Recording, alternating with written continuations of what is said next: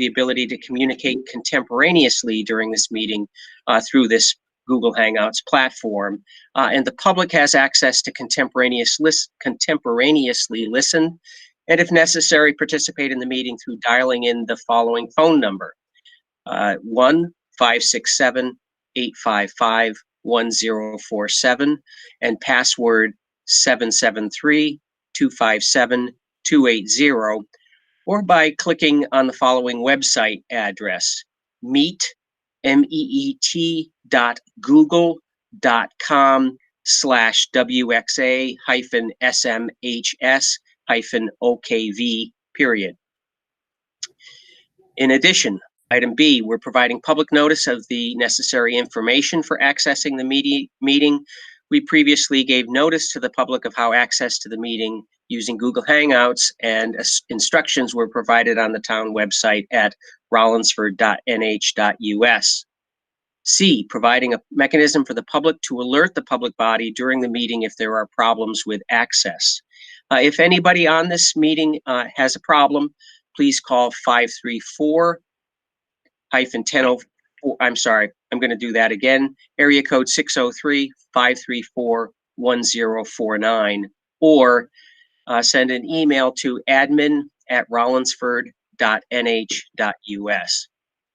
And D, adjourning the meeting if the public is unable to access the meeting. In the event that the public is unable to access the meeting, we will adjourn the meeting and have it rescheduled at a later time. Please note that all votes that are taken during this meeting shall be done by roll call, and I'd appreciate the help of board members to remind me of that if I forget. We're going to begin by taking roll call attendance. When each member states their presence, also please state whether there is anyone in the room with you during this meeting, which is required under the right to know law. So, Ms. McLaughlin, if you would take the roll. Okay. Hold on. Let's see. Charlie Putnam. Present. And at this point, no one's in the room with me. A small corgi canine might join me at some point. Okay. John Hinsman. No, I'm present, and no one's in the room with me. Michelle Mears. I see her voice moving, her lips moving, and there's somebody with her. Okay. Sue Nastasi. I'm here, and my husband may go in and out, not sure, and my cats are here. Okay. Nathaniel Leach, alternate. I'm here, and no one else is in the room. And Herb Ueda.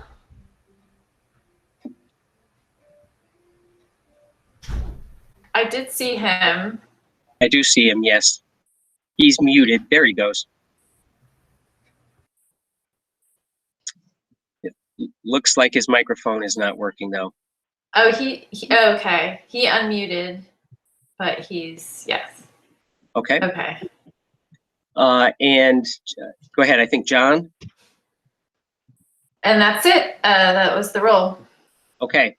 And for the board and for the public, my understanding is that Michelle Mears is going to be sitting on the board as a member for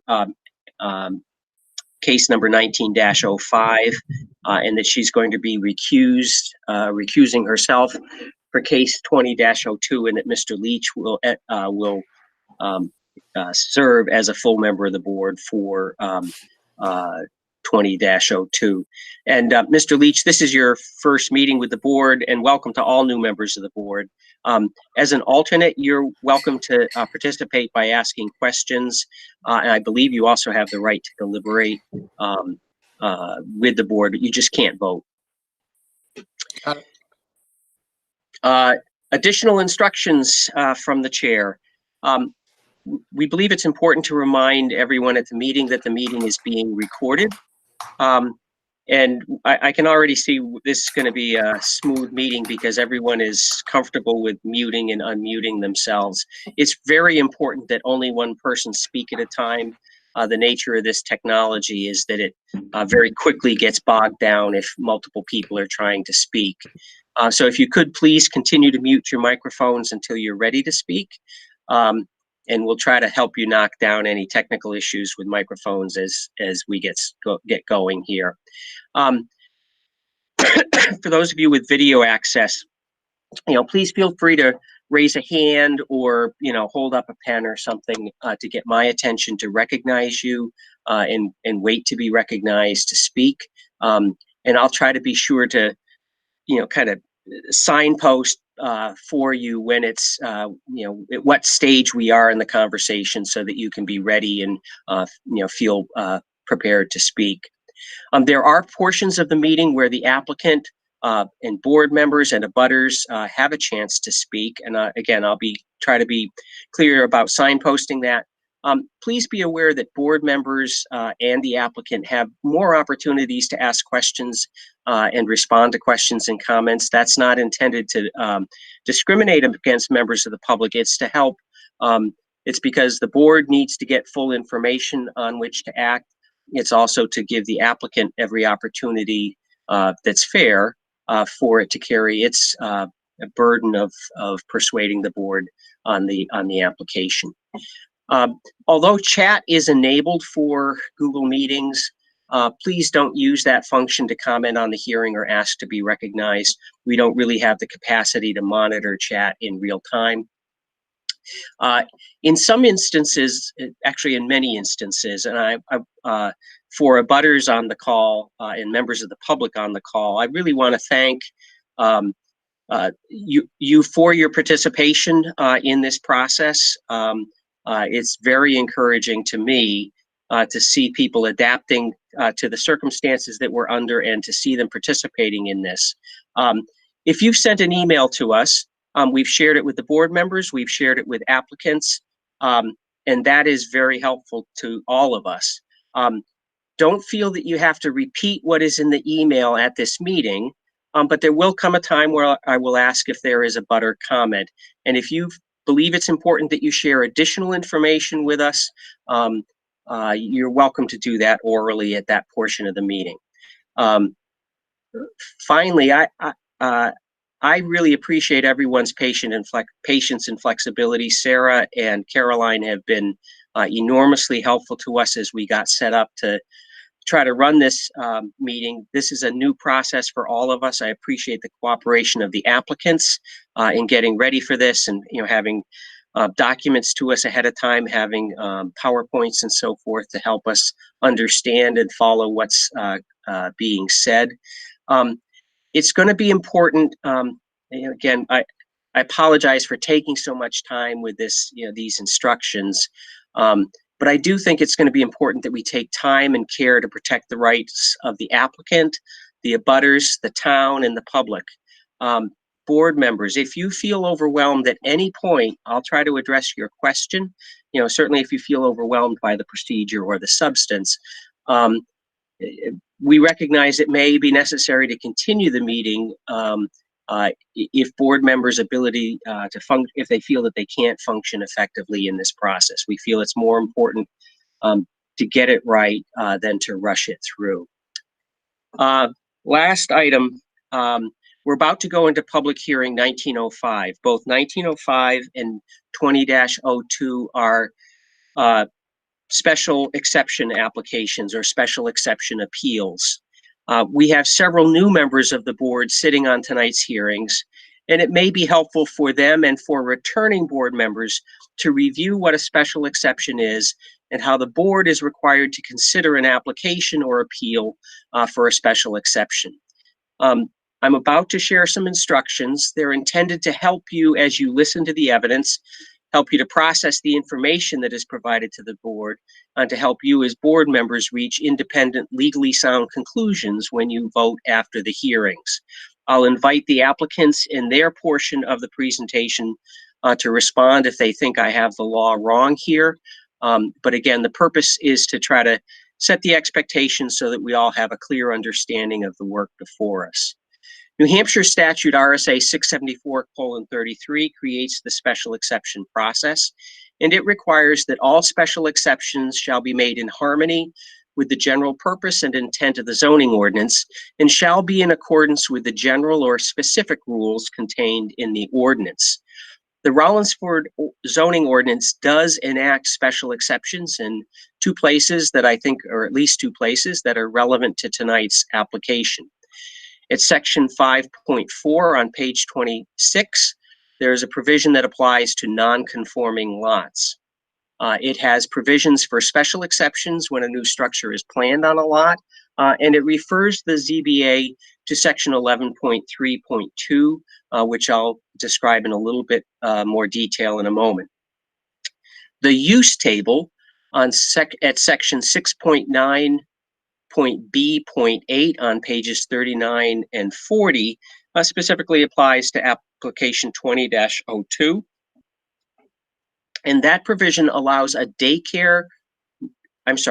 nursery, nursery school, kindergarten, or other agency giving daycare to children, provided any outdoor play area is screened by fence, wall, or planting line from any neighboring residential structure and is not detrimental to the neighborhood by reason of choice. Section 11.3.2 on page 80 of the Rollinsford zoning ordinance establishes the standard that the ZBA must apply to a special exception application. The ordinance refers to it as an appeal. First, the proposed site is found to be an appropriate location for such a use by the planning board. 2, the proposed use will not be detrimental to the public health, safety, or welfare, and will not adversely affect property values or improvements in the adjacent area. 3, appropriate and adequate facilities will be provided for the proper operation of the proposed use.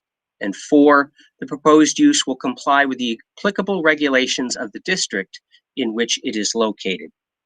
Finally, the New Hampshire Office of Strategic Initiatives, has provided guidance in the form of a handbook to New Hampshire ZBA boards and members in processing requests for special exceptions. I won't read that whole section, but in my view, the nub of the matter is this. There are 3 questions for us to answer. Is the use one that is ordinarily prohibited in the district? 2, is the use specifically allowed as a special exception under the terms of the ordinance? 3, are the conditions specified in the ordinance for granting the exception met in the particular case? You'll see that that really essentially refers us back to the process in the Rollinsford zoning ordinance. The handbook provides this general guidance that may help board members as they consider their work on these cases. If the conditions for a special exception are not met, the board cannot allow it. However, if the conditions are met, the board must grant the special exception. That's found on page 2-7 of the handbook, page 23. And again, I'll invite the applicants in their portions if they think that I've misstated the controlling standards or law to address that in their comments to us. So we're moving into public hearing 19-05, and I'll ask for the clerk's report on the first case. Ms. McLaughlin? Yes, so this is case 1905, in which Knox Marsh Development LLC, located at 242 Central Avenue, Dover, New Hampshire, 03820, is seeking a special exception to zoning ordinance Article 5.4, non-conforming lots, and Article 11.3, special exception appeals, for a property located at 8 Howe Road, tax map 2, lot 28. The applicants are proposing to construct a one-family home on a lot in a suburban residential zone comprised of 0.39 acres, where 1 acre is required. Thank you. And please report on how public notice and personal notice were given in this instance. Abutters were duly noticed through certified mail. The hearing was noticed in Foster's Daily Democrat on April 10th, 2020. And copies of the hearing notice were placed in Town Hall and the post office. Thank you very much. Mr. Lanzetta, if you would like, or Mr. Barry, but if you'd like to present testimony in support of the application. Thank you, Mr. Chairman. Can everyone hear me okay? Yes. Okay, thank you. My name is Josh Lanzetta. I'm an attorney at Bruton and Barabee. We're a law firm, for the record, located at 601 Central Avenue in Dover, New Hampshire, 03820. We're here this evening representing Knox Marsh Development, LLC, in relation to developing or the proposed development of a lot, map 2, lot 27, zoned in the suburban residence zone, or the SR zone in Rollinsford. Before we get going, I just want to say very quickly a quick thank you to Sarah and Caroline for helping us table our application. We applied quite some time ago and had some issues just getting quorum and coming before the board, and we're very happy to be participating with you and with Rollinsford this evening in this electronic format. I know it's a challenging format. It's new to everyone. It's new to me. I've been doing this for a long time, and I've never done a digital video meeting. And not only have I not done it, but you're all subject, if you're on video, to my pretty poor self-given haircut here because of COVID-19. So I do appreciate it. And please, if I am speaking too fast or somehow I'm not articulate because of the video or the telephone, and I'm in a funny spot where I have you on video and I'm also, which is muted, and I've called in, and Caroline will be manipulating the PowerPoint. So if somehow that's not syncing, please stop me and let me know. The other thing, just as a matter of course, if for some reason I get disconnected and can't get back on within a minute or two, I would request that the board immediately continue our hearing this evening so that we have the ability to come back and finish our presentation. I don't anticipate that will happen, but just in case that happens, I know the board has a few dates for continuances already lined up, so that I would request that if that's possible. Okay, so I'll jump right in here to our presentation. I'm going to try to be very brief. Caroline, could you Lanzetta, I'm going to interrupt for just a second. Our clerk has a question, apparently. Oh, I'm sorry to interrupt, but on your application, you have the lot listed both as 27 and 28, and we noticed it as 28, but you have it here as 27. Can you confirm which lot it is? It is lot 27. Okay. Yeah, the application that you submitted back in October of 2019 has it listed as lot 28. I think there is a, sorry. It has it listed as lot 28 in the like RE section, and then lot 27 down in the letter. So I guess we would just need to. I believe that's a typo in the subject line. I apologize. It is lot 27.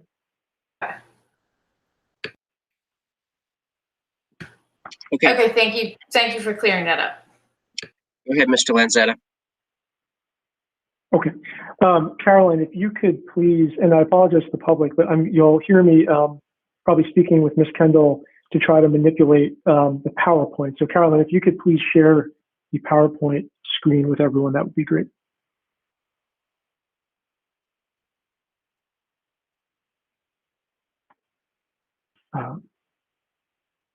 I apologize. I had been muted. So I am sharing my screen.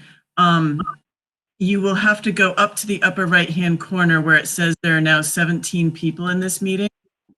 Choose to look at the other one of me, the one that is presenting, if that makes sense. Yes. Let me just try to get there.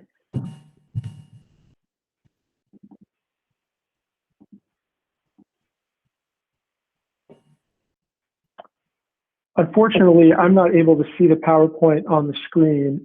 If everyone else can see it, I can look at the one that I have here on my other computer, and we can do it that way if that's okay. So, Josh, are you able to see the icon in the upper right-hand corner that indicates there are 17 people in this meeting? Yes. Okay, so if you click on that, you can see the names of all the people, and you'll see that I'm listed. So if you click on the picture of me, but on the second one of me, you know, it's me presenting. I am clicking on it, the icon that says Carolyn Kendall presentation, but it's not doing anything, unfortunately. Okay, Charlie, are you and the others able to see? I can see it. Okay. I can see it as well. Okay, so we'll assume that the members can see it, Josh. Okay, great. I'll proceed then if that's okay, Mr. Chairman. Please go ahead. Okay. Thank you. Carolyn, if you could please advance to slide 2. And just let me know when you get there because I can't see. Yes, we're there. Okay, thank you. So I'm first going to very quickly take the board and the public through the property just generally. I'll then show the plan set that we've submitted in our application materials. And at the end, we'll show just a picture of an example spec home that may be proposed for this property, or the sort of home that Knox Marsh is trying to use here. I'll go slow. Please stop me, Mr. Chairman, if you can't hear me. So this is just a basic aerial map taken from Google Earth. The big red arrow in the middle of the screen is pointing to what you can kind of see is a triangular wooded area. That is lot 27 on map 2, located on Howe Road. To the north, you can see a relatively large development, which is actually over the town line. Carolyn, if you could please advance to slide 3. We're there. Thank you. This, again, is the very similar overhead view taken from the Rollinsford GIS system that's used for assessing. That triangular piece of property that we just looked at from Google Earth is outlined in blue. And again, the bigger arrow is just pointing it out. Just showing this to everybody to kind of get our bearings and get familiar with the property. The next 3 slides, Carolyn, if you could advance to slide 4, please. Yes, we're there. Okay. The next 3 slides are simply views taken from the street on Howe Road, looking up and down Howe Road proper. This view is taken from the north looking south, and the property is to the right-hand side of the slide. Carolyn, if you could advance to slide 5, please. Yes, all set. Thank you. Conversely, this view is looking from south to north on Howe Road. The property is to the left. And then, Carolyn, if you could advance to slide 6, please. Yes. Thank you. This is looking as directly as I could get the shot or the frame from Google Earth, just looking directly at the property. Through that tree line is that larger developed property across the town line that you can see, I believe, through there. Carolyn, if you could go to slide 7, please. We're there. Thank you. This is the plan set that was submitted with the applicant's materials. Generally, you can see again this triangular and oddly shaped piece of property, and this does show the proposed house location. We're proposing a single-family home on this lot. And what you'll see here, and actually, Carolyn, if you could advance 1 slide to slide 8. Yes, okay. Thank you. This is just literally that left-hand corner of the plan justified to show a larger image for the PowerPoint. You can see the proposed 2-bedroom home. You can see the well radius, and you can see the proposed septic system in front of the house. really, all of these slides are just intended to familiarize everyone with the property and also with what we're proposing here. I think the critical thing to look at here, and Caroline, I don't know if you can trace or if anyone can see that your cursor moving, if you could trace the triangle that represents the setback line, which again mirrors the property line essentially. I don't know if you can do that or not. Yes, I believe is that the double line on the right? That's the proposed foundation drain. No, I'm sorry. So You'll see if you look to the apex of the triangle, and you'll see a 20 and on the left and the number 30. Both of those arrows are pointing to a hash marked line, and that is the setback line. Yeah, so I'm tracing that now for people. Great, thank you. So that is the setback line on this property, and you can see that what we're proposing is to put this home squarely within the property setback. So we meet all of the bounds of the setback requirements for a property of this size, and these setbacks are the setbacks that are generally used in Rollinsford's SR zone. So I just wanted to note that while we were here. Carolyn, if you could advance one more slide to slide 9, please. Okay, we're there. Thank you. This is these are some images that Robert Baldwin from Knox Marsh gave to me a few days ago. This is a home that they recently built in Dover, I believe, and it's the sort of home that we would speak to the town about building. I figured we could leave this up unless we have questions about the plan set as we proceed here.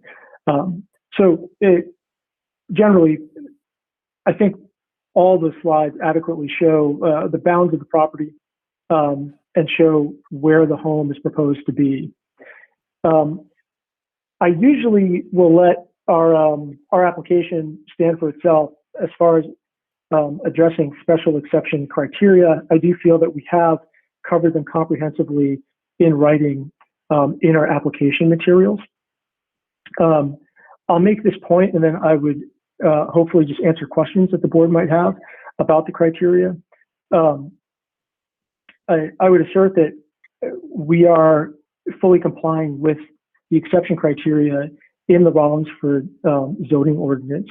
I concur with Chairman Putnam's interpretation of the state of the New Hampshire regulations and laws related to special exception. I think Mr. Putnam summarized it very thoroughly and very accurately. So at that, I'd like to let our application stand on its own legs and then ask the board if they have any questions of us. Okay, thank you very much, Mr. Lanzetta. Caroline, if you could please switch back to the regular view. I can't see board members who have their hands up. Well, okay, so by the way, you can choose what you're looking at by going to the top of the screen where it says there are 17 people in the meeting, and you can choose who you want to look at, by the way. And also in the bottom right in the 3 dots, you can change your layout so that you can see everybody. Like you can click on change layout to see people. Okay, thanks. Let's see. Let's go. Let's start with Mr. Hinsman. Any questions or comments?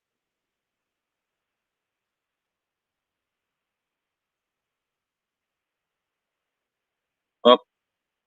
So I'm trying to unmute myself. So, Josh, you can hear me? I can. You are a little muffled, but I can hear you. All right. I'm sorry. I'm trying to do my best.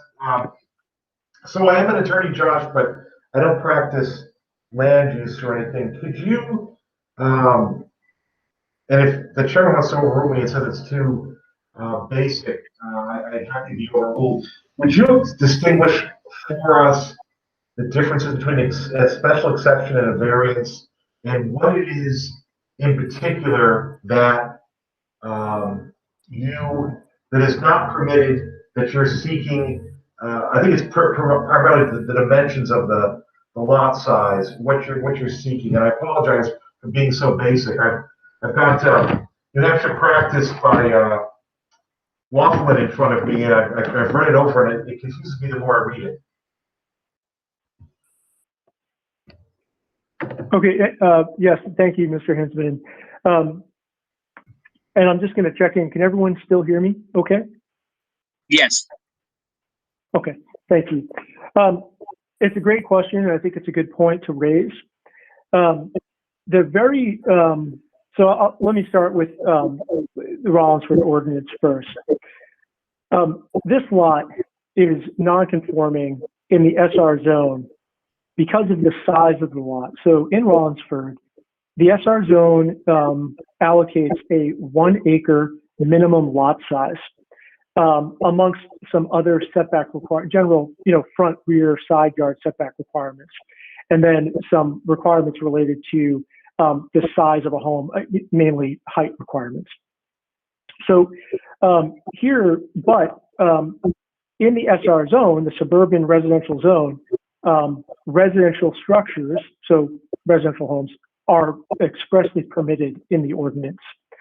The way that Rollinsford provides for building on a non-conforming lot, so that is a lot that is inadequately sized per the zone, is that so long as the use is permitted in that zone, and here that's a residential use, an applicant can seek a special exception to build on that lot, provided that they meet the sanitary water supply regs, which means a DES approved septic system, essentially, and also complies with setback requirements.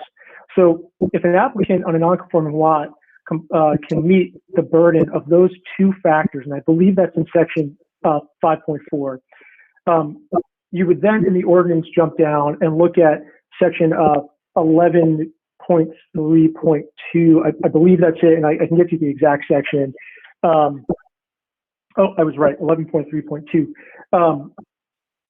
You would then go down to that, and that's where Rollinsford enumerates special exception criteria. Special exception criteria, and this is that's the roundabout way of getting to answer the meat of your question, which is what's the difference between a special exception application and a variance application. In New Hampshire, special exceptions, I think Chairman Putnam expressed it very well. Special exceptions essentially allow a municipal board or municipality to provide certain criteria. And if you can meet those criteria, if an applicant meets those criteria and the use is a use that's permitted in a zone, the special exception must be granted. It's almost a prescriptive sort of analysis, as opposed to a variance application, which is normally used for a use that is not permitted in a certain zone. And the variance criteria is a much more, there's a larger investigation into the variance criteria. There are 5 criteria, as you most likely are aware, and they really hinge. The first 3 are very similar. They're very parallel criteria, but variance in New Hampshire and in most of the country really does revolve around the 5th criteria, which is the idea of unnecessary hardship, that a zoning ordinance creates a hardship for a landowner. And when looking at that hardship, the Zoning Board of Adjustment is tasked with analyzing the benefit to the property owner versus the burden to the public. And that can often become a subjective analysis, whereas a special exception is, for lack of a better way to put it, a municipality provides a list of criteria, and if an applicant meets those criteria, the special exception must be granted. So that's my kind of very abridged or oversimplification to compare the two. Did that answer your question? It did, and so let me boil down your point to the bare minimum. I believe your point is that as long as you meet the sanitary conditions and you meet the setbacks, regardless of how big regardless of how much out of conformity or size the proposed use is, we have to grant it. In other words, we can't consider the relationship between the size of what is a conforming lot and the size of your lot in our analysis. Is that what you're saying? Correct. In this scenario, the way that the Rollinsford ordinance is drafted, it actually expressly defines lot. It expressly defines non-conforming lot, and then there is a relief valve for, well, what does the landowner do with a non-conforming lot? How can you develop a non-conforming lot? And in Rollinsford, in the ordinance, that is by applying for a special exception, as so long as you can meet the septic requirements, and so long as you can meet the setback requirements. Here, this is a really small home that we're proposing, and it's proposed in the way that it is to specifically fit into those setback requirements. And so that's why this proposal looks like it does. But yes, in a simplified term, yes, that is correct. I have one last question to monopolize the whole time here. How far away is this lot from the railroad tracks? And will there be, and I guess we don't have any say as to what, because it's not a site plan, as to whether or not there should be a fence or other ways to make the property safe if children are being there. You cut out a little bit, but did you ask what the distance to the railroad tracks are, and then also if there is any fence proposed?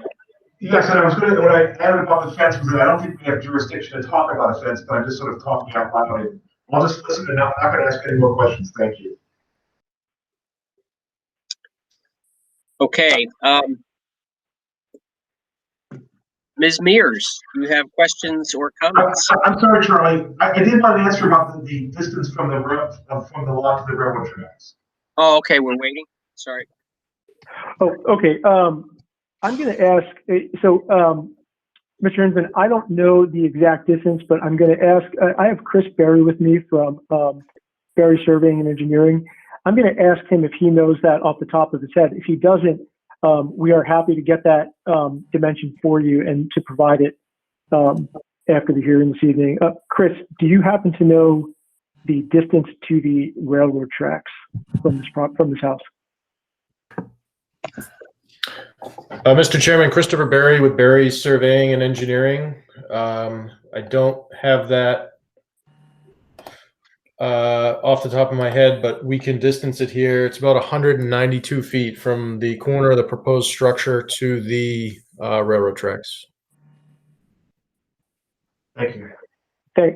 Thank you, Chris. So we could, so that's an approximate, I believe. Chris is looking at his plans and likely measuring. We can certainly, and we'd be happy to get that exact distance and provide it to the board. That's pretty exact, Josh. Is it? Okay, great. There we go. Caroline, before I recognize the next questioner, could you please turn off the presentation?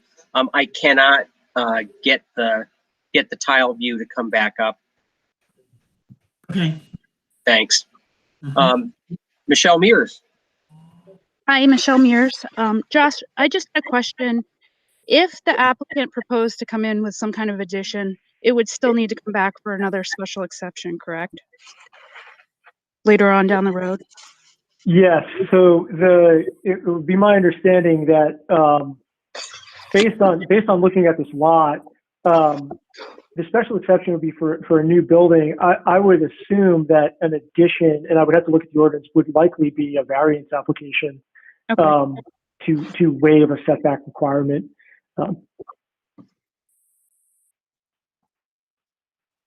That's all for me. Thank you, Michelle. Thank you. Mr. Ueda, do you have questions or comments?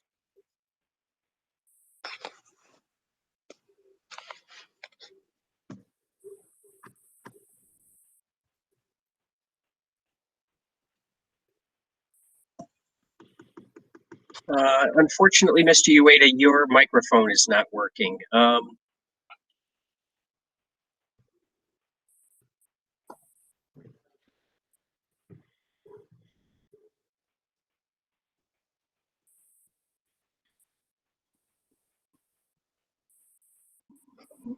Nope, not yet. Nope. Oh, How's that? that works. In the application, Josh, you make the assertion that the project likely increases the property's value and that of abutting neighbors.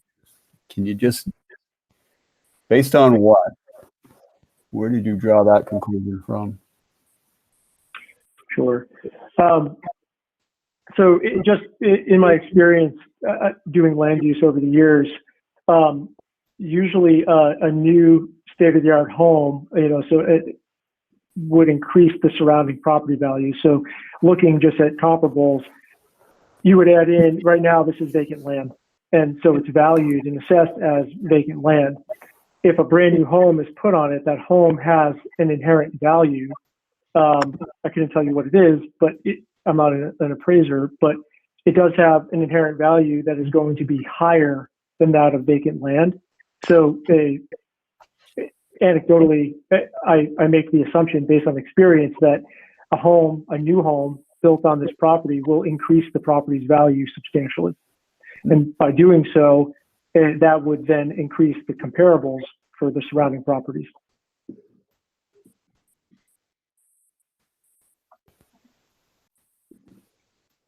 Even though in this case, you're taking what amounts to, a guy who has basically nothing between him and anyone else, and you're plopping a house down within his backyard, basically. So I'm not sure the comparable. Well, sure, I mean, from an assessment standpoint, you may be right, but just from a sheer resale value, I think we probably need a realtor to weigh in on the specific case. They're all different, I guess, but as sure. a butter, I'm not sure I would view that as an enhancement to the value of my property. So certainly wouldn't enhance the value of my living experience living in my home. I respect that comment, but I guess my rebuttal, if you will, is that this property is not owned by the abutter, it's owned by Knox Marsh Development. So regardless of what's on this property, it's not someone else's backyard. It may be abutting their backyard, but when valuating the property, I don't believe that, if there's an abutting property, that property is valuated based on the actual acreage and the improvements thereon, homes and structures. And so just taking kind of that principle, that's how I've extrapolated that idea. I think it's the reason often that I don't, and I can tell you why, but the reason that I often don't submit appraisal reports, besides their kind of huge cost for the applicant, is that there are so many appraisal reports in the public record in all towns across the state and across New England that would substantiate, I believe, what I just said, that a new home built on what was vacant land automatically increases the assessed value. And so, that's the assertion that I'm making, and that's why we don't often submit an appraisal report, because it's a kind of a given at this point in the state. No. Yeah, no, I have no issue with that piece, but our item 2 of the special exception says, not detrimental to or not adversely affect property values in the adjacent area, which could also be construed to be any of the homes, the one across the street as well, 8 Howe Lane. But I'll just leave that one there. And then the only other question I got is more of one that seems to be a legal conundrum, and it's for you, Charlie, because special exception 4 says the proposed use will comply with the applicable regulations of the district in which it's to be located. My question would be, if that were true, why would you need an exception? It seems to be a circular reverse catch-22 there. Right. We try to construe those two provisions of the zoning ordinance consistent with each other. And so So for instance, Mr. Lanzetta has taken care to talk about how the building envelope that they have suggested for this lot would comply with the setback requirements, which are part of the requirements for houses in that zone. So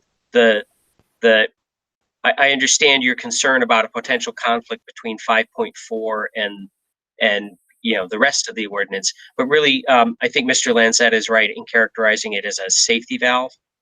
So what it's saying is, if you don't have enough land area, you can build if you can meet these other requirements that are listed in the zoning ordinance. That's not to disagree. As a policy matter, this board and the planning board might want to revisit 5.4 at some time in the future. But as it stands now, I think that what we do is we read those two provisions together. Okay. I don't have any other questions. Thank you. Ms. Nastasi, any questions or comments? Yes. Actually, I wanted to even kind of back up to the fact that in the reading that it's the self-storage facility, is that abutting or adjacent to this lot 27. I was, just trying to read on the map how close it is. And so does Knox Marsh own that also? Is that correct? So I'm also I was also trying to figure that they own that property and that it's like a third of an acre about. But they know ahead of time that 1 acre is part of the ordinance. So that they want to build a house there. And I'm like, because they have property next to it. And I'm sorry to kind of go around this, but I'm like, how do they have this little triangle? And because they have the self-storage facility abutting it, and now they have this property, let's do something with it, and then build a house and sell it. I'm trying to see why, knowing ahead of time that the 1 acre is ordinance, but they have this approximate third of an acre that they want special exception to build. And I'm trying to actually understand increasing the property value when it would be facing fairly close to that the railroad tracks also. It looks like it would be kind of open space from the house to look at the railroad tracks. But, that's kind of a personal, very subjective, but reason. I'm sorry. Can you let Mr. Lanzetta respond to your question, please? Of course, yes. So I'm not sure. I've not been out there, so I'm not quite sure what the storage unit that you're referring to. Do you happen to know the lot number? I guess I'm looking on Google Earth and I'm not seeing a storage unit, or I'm missing it. I'm not sure what you're referring to be honest with you. Mr. Lanzetta, I'm going to interrupt, and Mr. Barry has his hand up, so maybe he can provide some additional information. Thank you. Yeah, Mr. Chair and members of the board, again, Christopher Barry. There is no self-storage in this area, and our client doesn't own any self-storage at all, and specifically not in this area. What the member might be confusing is the residential density in Somersworth from an aerial photo may look like storage units. In addition to, there's a solar field that's there that also may look like storage units, but our applicant does not own storage units in the town of Rollinsford or on any of these pieces of property. Okay, apologies if he owns it, but it is on the map from Norway Plains Associates that there is that storage, self-storage facility currently under construction. It's on the maps, and I was trying to see how close that was to the lot. If I may, maybe approach this from a different angle. So we are only here tonight to address this lot, this particular Correct. lot 27. Yes. There's none of the other lots necessarily have a bearing on the zoning ordinance or how we would potentially develop this particular lot. Exactly. So I'm not sure. I apologize about bringing that in. I was just trying to see where he already knows that it's about a third of an acre, and he knows that a 1 acre is ordinance, and it's come together. Okay, so if you could hold for a second and let Mr. Lanzetta finish his response. Okay, sorry. Oh, well, it's no problem at all. I don't know that I have, since there's no storage area, and I'm not clear on how there would be interplay between any abutting property and this particular property under the ordinance. I would respectfully just say that we would just want to present our application as we have. This is not open space. It's a vacant lot owned by a private individual. So we're just trying to comply with the ordinance as we can. Thank you. Mr. Lanzetta and Ms. Nastasi, Tom Clark, our zoning code enforcement officer, is at the meeting, and I'd like to recognize him. He apparently has additional information for us. Yes, excuse me. Thank you, Mr. Chair. I think Sue might be looking at a different plan, the planning application for, it's a different project. I think a lot of them were delivered at the same time, and she may just be looking at the wrong one. Apologies if I am. Yeah, I don't think that, because the Norway Plains is the firm that did the site plan for that S.J. Cantwell plan, which is coming up for the planning board. Okay. Thank you. Mr. Clark. Ms. Nastasi, any further questions? No, not at this time. Thank you, though. Thank you. Mr. Leach, any questions or comments? My only question is, and this is for you, Chairman, on the 5.42A, was the intention of that sanitary water supply and sewer disposal are provided? Was there any intent for that to be municipal? No, it was not. It could be either municipal or private. Okay, that was my only clarification. Thank you. Thank you. I have just a couple of questions. We may have a defective notice, Mr. Lanzetta. I think my intention, given how many times this project has been noticed and how I think there's probably little likelihood of confusion for abutters or the public, I'm comfortable going forward both with the hearing and with the vote. I assume, though, that you're willing to accept that if there's an action that we somehow violated the order by the ordinance, by providing a defective notice, we may have to come back here and redo it. I am. I know that I personally did, and I appreciate that, Mr. Chairman. I personally did the abutters list for this project using map 2 lot 27.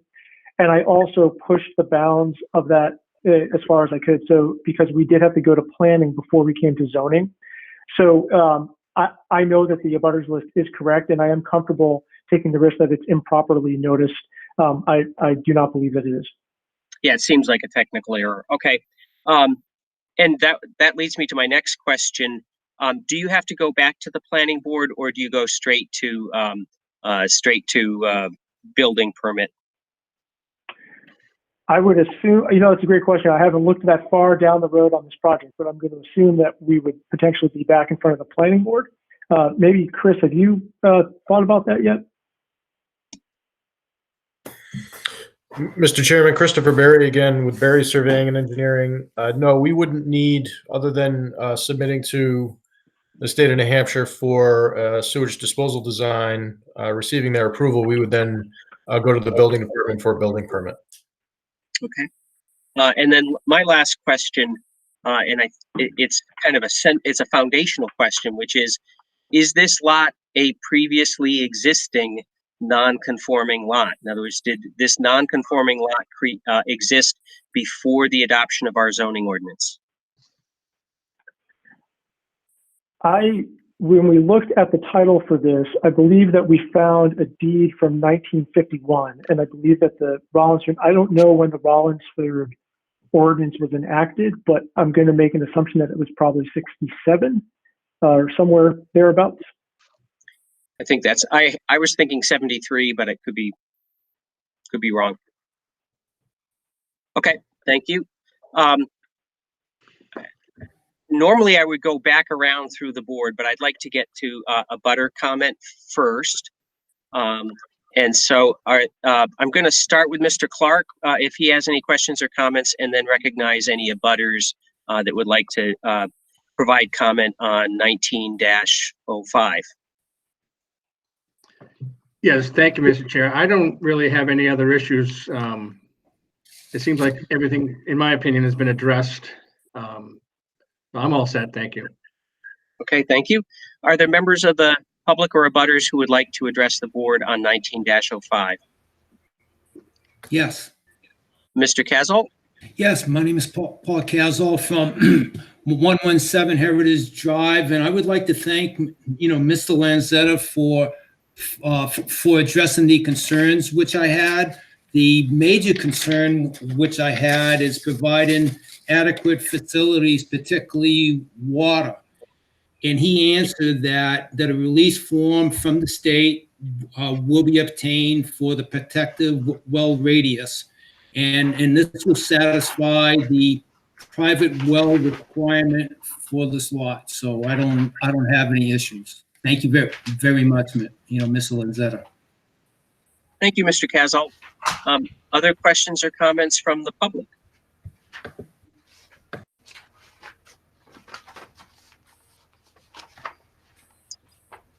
All right. Does any member of the board want to get my attention? And I don't see any. Charlie, I would just interrupt you to remind people on phones that might want to comment that the way they would unmute themselves is to press *6 if they wanted to chime in. Thank you, Ms. Kendall. So anybody who has joined the meeting by phone only? Yes. Jill Gallant. Okay, and do you have a comment on the current hearing, 19-05? I do. I'm not in a butter, but I am a resident here, and I can only say that anything they do there will be an improvement over what was there before, which should have been condemned.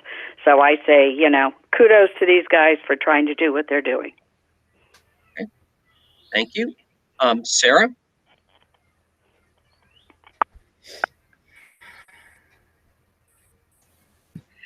I just want to remind everybody that I need to get your address, your full name and address when you address the board. So Ms. Gallant, I did not hear an address from you. Hi, Sarah. It's 432 Spruce Street. Thank you, Ms. Gallant. Thank you. Are we talking about the same case? I'm sorry, who asked that question? Herb. I think Ms. Gallant is talking about the other case. No, she said she specifically was addressing 19-05. I believe Ms. Gallant has also, excuse me, provided provided a comment on 20-02, but she's welcome as a member of the public attending the hearing to comment on this, on the one that we're currently in. Okay. Oops, I'm looking, trying to get back to my, I think we are ready to close the hearing on 19-05. And I will not be accepting more comment from the abutters or the public on the application.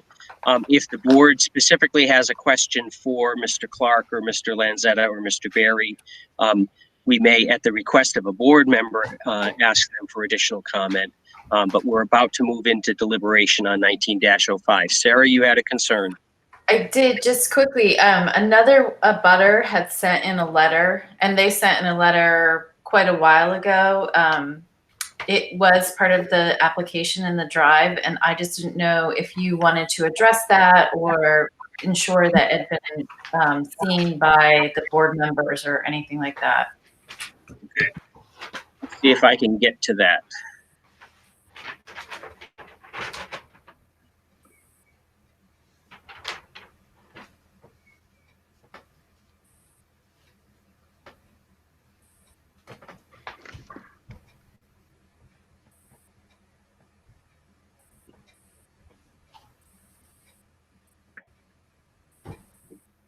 Mr. Chairman, if I may. Yes. Yep. I have a copy of that letter up here on my computer screen, it's not dated, but it does ask. It's from Bruce York from 9 Howe Road, and it does ask for this to be read. It's very short. If no one else has a copy, I'm happy to read it if that's required. I have it up on my screen as well, Mr. Lanzetta, so I'll go ahead and read it into the record. Thank you. Yep. Good evening. My name is Bruce York. I live at 9 Howe Road. I'm out of the country at this time. Would you please read this letter during public comments? Thank you. My property borders the triangle lot.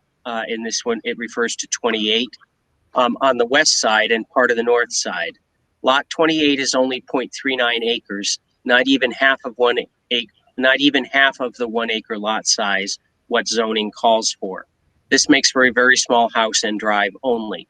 Due to the lot size, this puts the well in the back northwest corner and the mound septic system in front by the road. With this mound system at the road, this makes bookends with the same type across the street. This one was just recently installed. This does not seem too rural. And with the possibility of a third house behind the existing house at 8 Howe. Putting this many houses in close to each other, this does not rural at all. It looks more like a subdivision to me. This goes against the zoning the town put in to keep this area rural, 1 acre lots. I ask you to follow the zoning and keep this a rural neighborhood per zoning, period. Thank you, members of the zoning board. Bruce York, 9 Howe Road. Thanks, Sarah, for reminding me that exists in the record.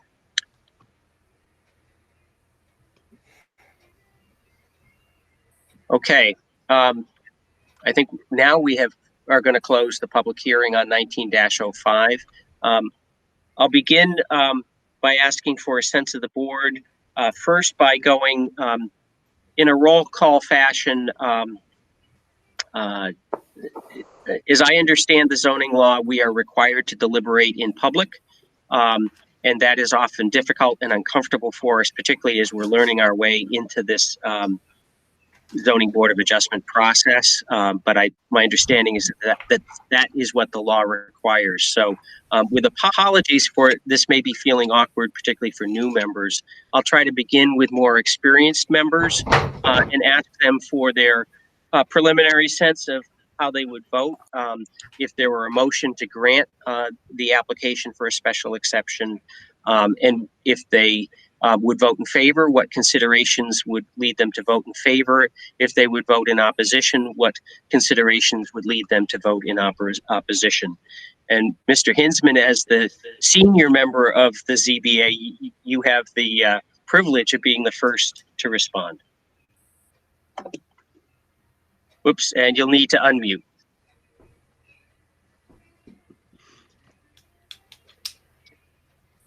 John, you'll have to unmute. There you go. Can you hear me now, Charlie? Yes, thank you so much. Oh, and forgive me, I decided to try to call into my phone so that perhaps my audio might be better. As outlined by Attorney Lanzetta, it seems to me that we're almost compelled to grant the special exception. The one element that I feel there wasn't particular evidence presented on is the number 2 in your instructions, that it's not detrimental to property values, and I do have some concern about the location of the railroad track. And lastly, I'm a little confused by the abutters' comments about the mound. I don't know if that's a reference to some sort of a visual issue in exiting your ingress and egress out of that lane. But those are my initial thoughts, and I'll let other folks look forward to hearing other folks' comments.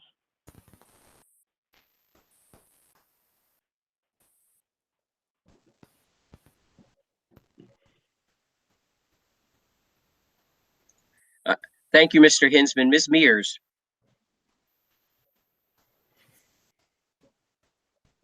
Hold on, sorry. I had to run away from my children, so I'm outside.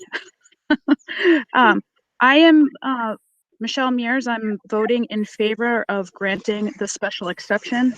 I believe it follows all the criteria that have been outlined in the application. So. Thank you. Mr. Ueda. Yeah, I'll admit I am new to this, and I am quite confused because, you know, reading this objectively, there was 2 points that stuck in my mind. One was the issue of the potential effect on the abutter's property value. In my mind, it would behoove us to at least get a professional opinion as to what that might be. Of course, it depends on the type of house you build, but I can't envision any scenario where a house with a piece of woods next to it is somehow, its value is somehow improved by suddenly having a house right next to it. The other piece that bothers me is that the argument that it substantially complies, you know, Josh goes on to actually cite the words of the SR zone, provide for a medium density residential area in a manner that will promote wholesome living, et cetera, et cetera. And Mr. York, the abutter, points out that by definition, that zoning median density is an acre. That's why the acre's in the table. So I guess it's almost a matter of scale. If it was 0.8 acres or 0.7, how small can you go? Can you go so small that you just meet the setbacks on any side of a piece of property, regardless of the size, which would then beg the question, why is there a 1 acre prescription in the table? So those 2 parts, along with the, you know, the input from the abutter, who at least subjectively feels like it's going to affect something, maybe not his property value, but certainly his value of life, would have led me to say no to this exception. Okay, Ms. Nastasi. All right. Well, Herb said a lot much better than I did before when I kept comparing the fact that the ordinance is 1 acre. But anyway, what Mr. Lenza brought to us and talked to us, that was, you know, more objective, even though part of it, the builders or the owner's reasoning, I don't understand subjectively, personally. But in order for the zoning board, I do agree. Yes. All right. Tom, I want to be cautious about reopening testimony and conversation. Do you have additional information do you want to provide to the board? Thank you, Mr. Chair. I think wanted to suggest that the whole purpose of this special exception is to provide relief from non-conforming lots. That if all the parcels out there were 1 acre throughout the town, or they complied with the zoning ordinance, this wouldn't be necessary. But the whole idea of this provision is to provide relief for these non-conforming lots. Thank you. Thank you, Mr. Clark. Charlie, can I just follow that up with a hypothetical question? You're smiling. I don't know if you're grimacing or if you're saying no. Go ahead, Herb. Well, I wanted to get around the board once. I'm sorry. I'm sorry. Yeah, absolutely. Let's finish. Mr. Leach, I'm going to apologize. I'm not going to ask you how you would vote because as an alternate, I don't think that you have input on the deliberations. But thank you for your participation in the hearing. And if I had been sicker, you might have been a full voting member here. So appreciate it. I think I'll take a turn because I think I'll be making it 3-2. I would vote in favor of granting the special exception. By way of comment, though, I want to acknowledge both Ms. Nastasi and Mr. Ueda's concerns. That it's difficult to understand sometimes, particularly when we helicopter you into these fairly complex zoning processes. But part of the zoning process is sometimes you have to go get a variance, and you have to meet a very high legal test to get a variance. The purpose of 5.4 for persons who had lots that were non-conforming at the time that our zoning ordinance was adopted. In other words, the owner of lot number 27 couldn't go out and redo the lot in 1973 because the land around them was already owned. They would have had to go buy more land and so forth. So they had a non-conforming lot. And the purpose of 5.4 was to say to people who had non-conforming lots, you don't just have to leave it as a woodlot. You don't just have to leave it as a pasture. You get to do something else with it without going all the way to having to meet the legal test of a variance. Your point is well taken. The board has had a number of applications now where we have what we call vest pocket or postage stamp lots that are seeking relief under 5.4. And this is no, I mean, no disrespect to Mr. Berry and his profession, but through the creativity of engineers and surveyors, they tightly, down to the inch, get a wellhead, get a septic, and get a building envelope onto something that you and I might look at and go, "Oh my goodness, that's not ideal." But I think it's for the planning board. And maybe for this board, we can ask for a joint meeting in the future if we want to look again at 5.4 to see if it needs to be addressed. But the reason I'm voting in favor is because my understanding of the special exception rules are that this applicant has met the tests under our existing ordinance and under our existing state law. They don't have to prove, and it may have been unfortunate that Mr. Lanzetta asserted that it would improve the property values, but that's not the legal test that they have to meet. We would have to basically be able to show that it would have an adverse effect on the surrounding property values. And I don't think we have that testimony before us. Our ability to go out and get technical support on questions like that is somewhat limited, but that's also why we have people like Mr. Clark who attend our meetings. So for those reasons, I would be voting yes. And normally I would go around for another round of debate and discussion, but I think what I'll do is to ask if there is a motion to approve application 19-05. Charlie, you have to vote by roll call. I know, but first I need a motion. Okay, sorry. But thank you for the reminder. John, can I ask you to make a motion?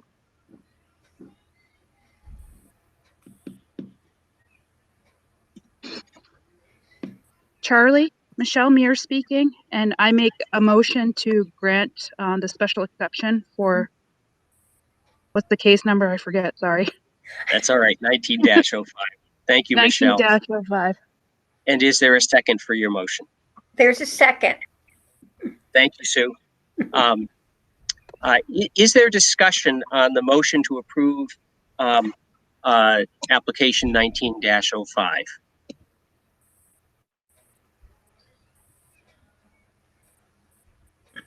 Not for me, Charlie. Okay, Mr. Ueda? By discussion, you mean deliberation, further deliberation over the issue, or discussion of the motion itself? Really the motion itself, but you can address your concerns on the substance of the policy question on the motion. One quick aside to answer John's question about the mounding. The septics are above ground, so when you look at them from the road, you see a mound. It looks like a grave with a tube sticking out of it. So Mr. York's comment is there's one across the street. Now there's going to be another one, and some people find them aesthetically unpleasant. Yep. Okay. Yeah. Thank you. Just one last question, Charlie, and then I'll shut up. When you say this was a non-conforming lot, whoever purchased the lot at whatever, so you're telling me this lot has been the way it has been for years and years. This wasn't a recently purchased lot with a existing non-conformance. It may have been recently purchased, but it was not recently created. Okay.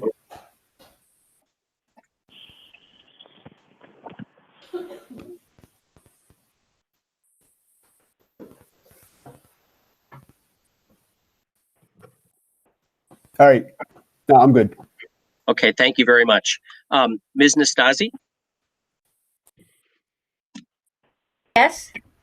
any questions or further comment on the motion? No. Thank you. Michelle, I jumped over you. Do you want to speak to the motion? No comments. Okay. I'll call the roll then. Sarah, thank you again for the reminder. Mr. Hinsman, how do you vote on the motion to approve 19-05? Charlie, first I want to apologize for not being able to second the motion. I am still having trouble learning all the ins and outs here. And no worries. Second, before I tell you my vote, Herb, the odd thing about land use is that the analogy I use is that you can buy a car on a lot that has got a lot of problems, and yet because the law is in favor of development, you can ask the dealership to fix it. So someone going in and buying a lot knowing it's non-conforming and has issues doesn't prohibit them from seeking relief. Having said that, I vote in favor of the special exception. Thank you. Ms. Mears? I vote in favor of the special exception. Thank you. Mr. Ueda? I'll vote in favor. Okay. Ms. Nastasi? Yes, in favor. Thank you. And I will also vote in favor. I'll take responsibility if the board, unless somebody else on the board wants to volunteer, I'll take responsibility for writing up a decision and getting that to the board for approval. Okay, Mr. Lanzetta, Mr. Berry, abutters and members of the public who appeared for this hearing, thank you all very much for your courtesy and patience. Thank you very much, Mr. Chairman. We appreciate your time. Thank you. Thank you. We're going to move to public hearing 20-02. Members of the board, does anybody need a break before we move to that hearing? Sarah? You'd like a short break? Yeah, can we just take like 5 minutes? Yes, we'll come back at 7:32.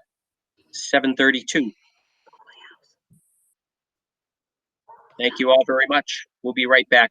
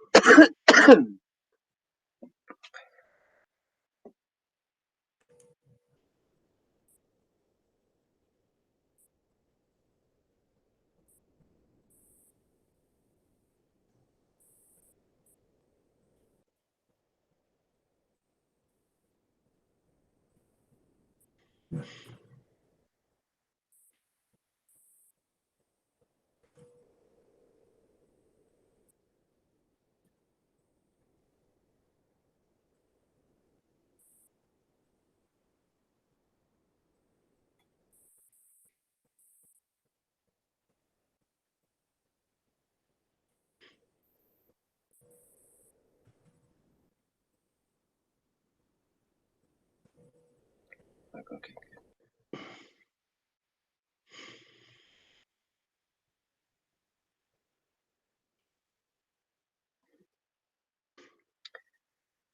welcome back, everyone. We're going to need Sarah before we can get started, so we'll wait a minute for her.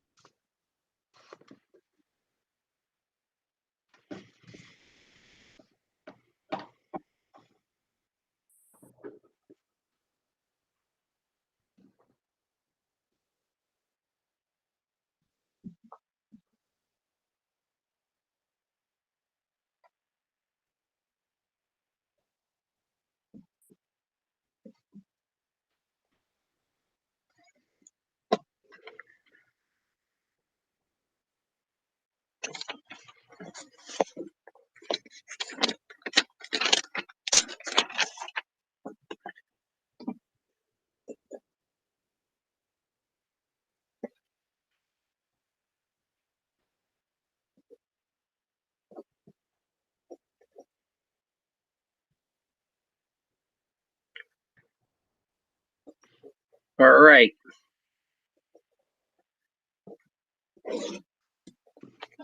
Sarah, are you all set? All right, so you can unmute, because the first thing is I'm going to open the public hearing on application 20-02, the application of 408 Mechanic LLC, and I'm asking for the clerk's report.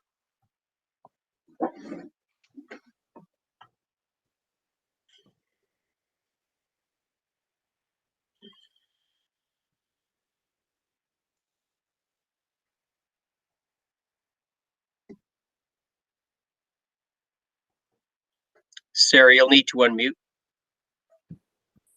There we go. So this is case 20-02, in which 408 Mechanic LLC, located at 233 Vaughn Street, Portsmouth, New Hampshire, 03801, is seeking a special exception to table 6.9 permitted uses for a property located at tax map 10, lot 11, 408 Mechanic Street. Applicant is seeking to open a preschool on the site, which requires a special exception per the table of permitted uses. Okay, thank you. And could you please provide a report on how public notice and personal notice were given? Abutters were noticed via certified mail. There was a notice placed in Foster's on April 10th, 2020, and notice of the hearing was posted in both the post office and the town hall. Okay, thank you.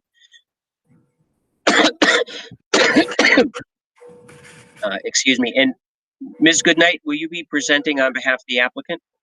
Yes, I will. Okay. I was not intending to reread the instructions for the board on special exceptions, but you're welcome to address any concerns that you have about the standard that I stated in those instructions as part of your presentation.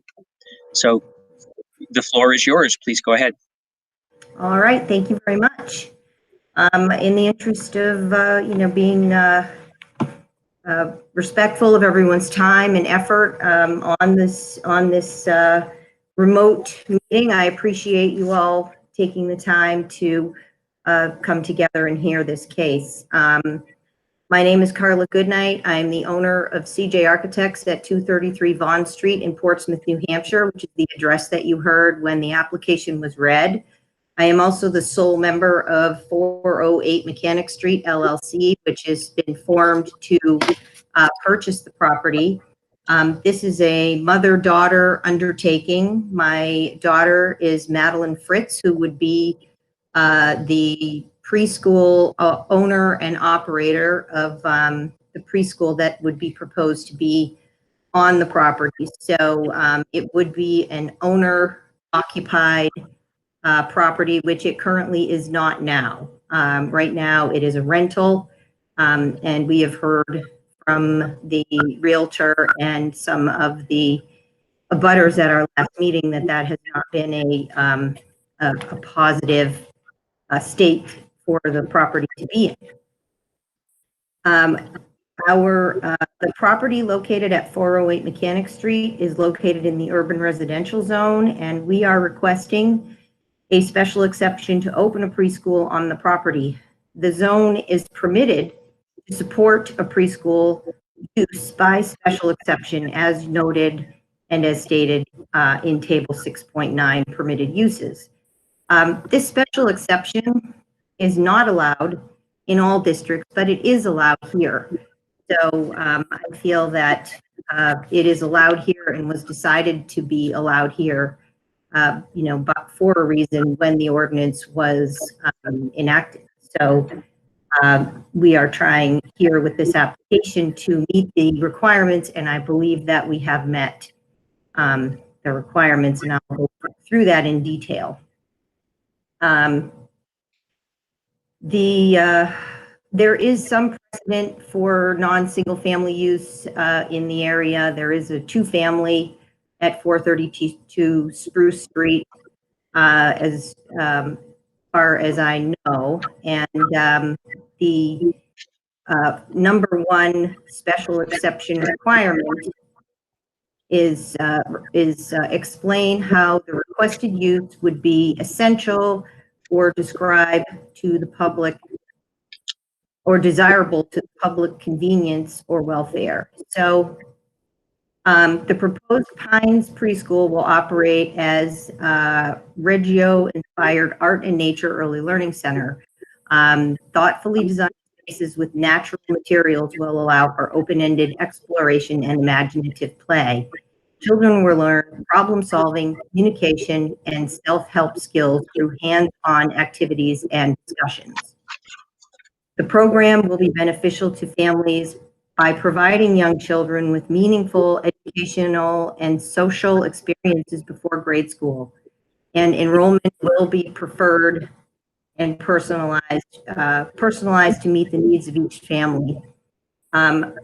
I want to expand on this and say that this will be a very structured classroom setting with limits and rules and expectations.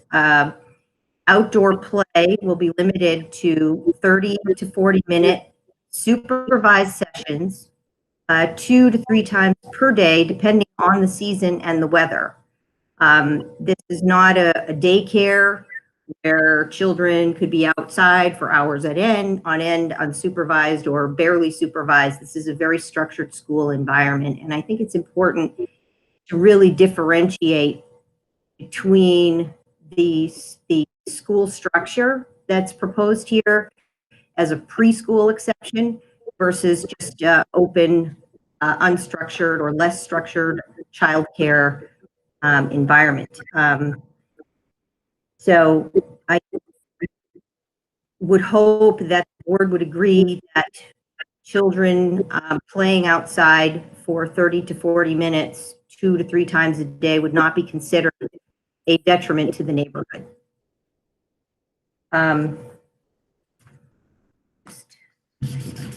Here.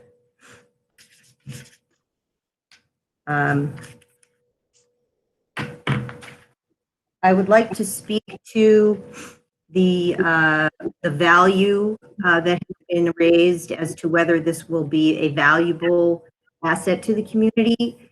And right now, the home is in disrepair, and it was not owner occupied. And it is the purchase. It will be owned by licensed architect with plans for restoration. And in the application, we have provided for limits on expansion. So we will be, should this special exception be granted, there were concerns about whether or not we would, be allowed to infinitely expand, and we have placed within the exception that, within the application, that we will not be allowed any physical expansion of the structures that currently exist on the site should we be granted this use, and the existing yard will be completely fenced in, which is also an improvement. So the restoration, the prohibited expansion, and the fenced-in yard would all be benefits. Moving on, just from a community standpoint, and I know you all received letters of support from many parents and concerned citizens addressing the lack of a preschool facility in the town of Rollinsford, and the reason why it is relatively difficult to secure a location for a preschool in the town of Rollinsford. In 2016, the Lucky Ducks preschool on Silver Street in Rollinsford closed when the owner relocated to Florida, and to my knowledge, there are currently no preschools located in Rollinsford. The only zone where a preschool is currently allowed, without exception, is within the Mill District, and according to the New Hampshire Child Care Licensing Rules, Section HEC 4002.21.0, programs shall be equipped with an outside play area which directly adjoins the indoor space of the facility and contains a minimum of 50 square foot of outdoor play space for each child.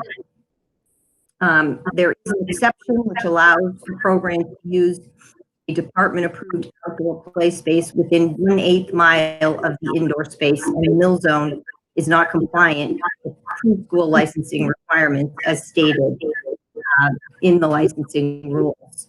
So the designated outdoor space does not exist, and we had discussed this, I think, at our last meeting. So I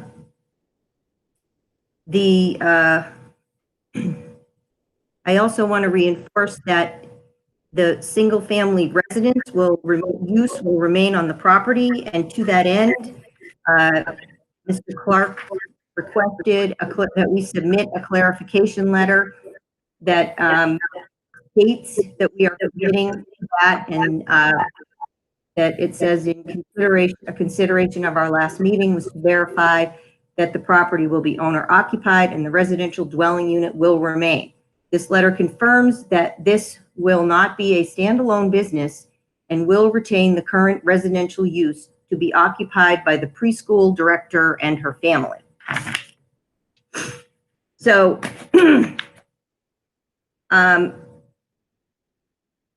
as I continue, the detail how the requested use would not create undue traffic congestion or unduly impair pedestrian safety. I'm going to read through this section, and then I'd like to take a look at the site plan that we submitted, if that's okay. The State of New Hampshire Child Care Licensing Rules limit the number of children in a classroom as follows. The desired program of 3 to 4-year-olds, each child requires 40 square feet of free indoor floor space area. Such areas such as fixed counters, shelving closets, stairs are not allowed to be included in the required area calculation. The size of the preschool attendees would be limited by the current size of the building. No new construction or demolition is proposed. So class size is limited by the criteria set forth in the application, as well as the reason we are using the criteria for limiting the class size, which is existing square footage, will be shared by the residents as well as the preschool. And the exception would be subject to the four restrictions. We can't right now at this point, we don't own the property, so there is no way to formally apply for the preschool application and identify the residential area versus the preschool area. And we are limited by the square footage, and we're limited by the building itself. So what I'd like to do is voluntarily place these four restrictions on class size. One is the existing square foot, which cannot be expanded because we are adding that to the application. No additional additional square footage may be added. Parking, we have 4 parking spaces as required by the ordinance, which meet and exceed what we could possibly fit within the existing structure at 10 students for 4 spaces. And then we would have additional spaces for 1 additional space for each staff member. And we'll look at that again on the site plan. And again, as I say, the existing square footage in the house, which is yet to be apportioned out to what will be preschool assigned and what will be private residence assigned. And then the 4th restriction that we are imposing on the application is the staggered drop-off and pickup time, which would accommodate the limited access to the 4 spaces that are provided on site in the site plan. And with that, I'd like to read this letter of support that you received from Allison Paletti at 25 South Street. And it's short, so I'll read it quickly. I understand. I don't think that you can read public comment right now. Oh, all right. I didn't know that. Okay. Can I read it during public comment or? That's up to the chairman. Because you didn't submit it, she did. He has to decide how he wants to handle that. Okay. Should I wait to hear that or? Well, public comment comes after you need to discussion. unmute yourself. Charlie's trying to talk. I was just following instructions.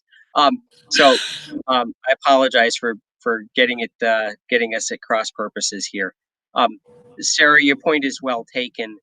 Ms. Goodnight, I would want to give you maximum leeway to make your case to the board, but I would encourage you that the board is able to read, and I think we're pretty diligent about doing our work.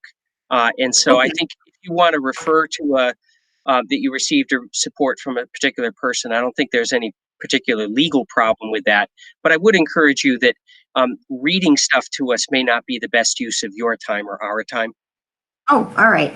I think the reason I was picking on that example was because it was an illustration of the successful, pre-existing example of picking up and dropping off in cycles actually being a tested and true working method for managing, traffic.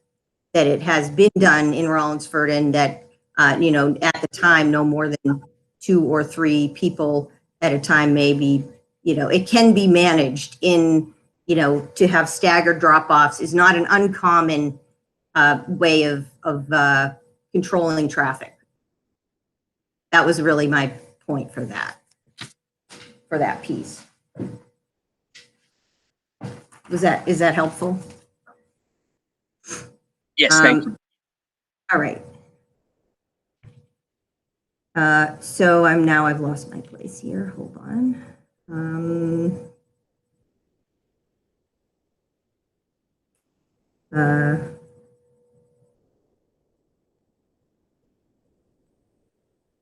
I did read you the new construction. So I think it would be helpful now to take a look at the site plan, if that's possible. Can we pull that up?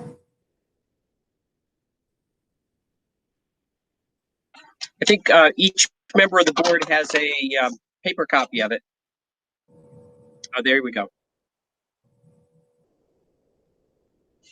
Okay. Hang on a minute. Let me see if I can.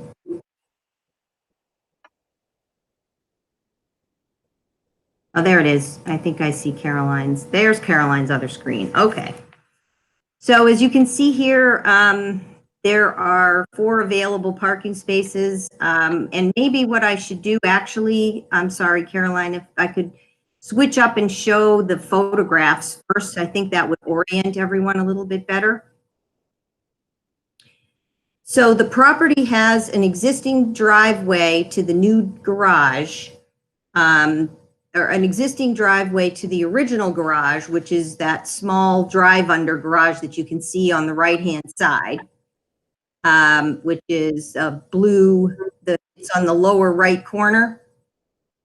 Down, yeah, that one right there, and then it's also in the image below. There's there's a parking space in front of that from when it was originally built, and then there is a two-car garage out back with a very long driveway with opportunity for parking on the driveway for staff members, because I know we're required to have one space per staff member. So we are only counting the 4 spaces that are directly available off the street, which is that one right there with the in front of the blue door, and then the 2 in the 2-car driveway apron. There would be 2 spaces there, and then the 4th space leads to this area, which is a drive under garage door, which you can see on the right-hand side of that photograph right above the arrow. There is a drive under area back there where the prior owner used to drive cars back down in that area. So that's what you're seeing on the site plan. You know, clearly we don't need that many parking spaces. You know, we're not asking for all of them to qualify as, you know, we're only looking to the 4 spaces that actually are on the street to meet our requirement as, you know, for, you know, student parking, drop off and pickup. And then the spaces interior to that are in excess of the need, and any one of them could be chosen to be the space where, you know, the employees would park. So it's just, I have all those cars on there just to illustrate there's plenty of employee parking within the site, as well as the 4 spaces that we are promoting as, we have 4 spaces within the site for both the homeowner, or not the homeowner, the residential occupancy, as well as employees. And then in addition, we have 4 on-site spaces for the actual operation of the pickup and drop off of the preschool. If you look at the other, so that I believe between the staggered parking and the number of spaces that the existing conditions will support, I believe we have met the parking requirement and the traffic management piece. And now if we look at the dashed line, the dotted line going all the way around the property, you can see, oh, you know what, we should show them the second. Well, let's keep on this. All the way around the property, you can see the line of the existing fence. And then where the 2 trees are on the back, you can see all the way to the right, there's a short section of fence that would need to be installed there to enclose, fully enclose the yard. And that would be the same height stockade fence that is there. It's 32-foot section of stockade fence to match existing. And then to the left, there's a note on the plan that there's a 5-foot section of fence that could be installed, connecting the back of the existing garage to the existing fence. And then what you're seeing horizontally between the existing residence and the existing garage is a retaining wall. So that encloses and screens that entire backyard, which is a requirement of the ordinance, that area should be screened and enclosed. It's a requirement of both the ordinance and the requirements of operating the preschool by the state. So if we go back to the second page of the photographs, you can see where we are closing the fence by the blue lines. There would be the 5-foot section between the garage and the existing fence. And then the blue line to the right of that would be a new section of fence between the concrete retaining wall and the existing fence. And then the lower left corner shows where the gate would be installed at the top of the stairs. And then to the right of that is the where the retaining wall meets the side of the garage, and it's all, you know, very much screened and enclosed. And this would be the sum total of the play area. All play would be restricted to this area for state requirements, safety issues, supervision, and so on. So proceeding with the application, the property will, preschool will offer morning care between the hours of 7:30 and 9 prior to the start of the preschool day at 9 o'clock. Drop-off times will be assigned, as we said prior, to 15-minute intervals during this time period to ensure an organized arrival of children and vehicles.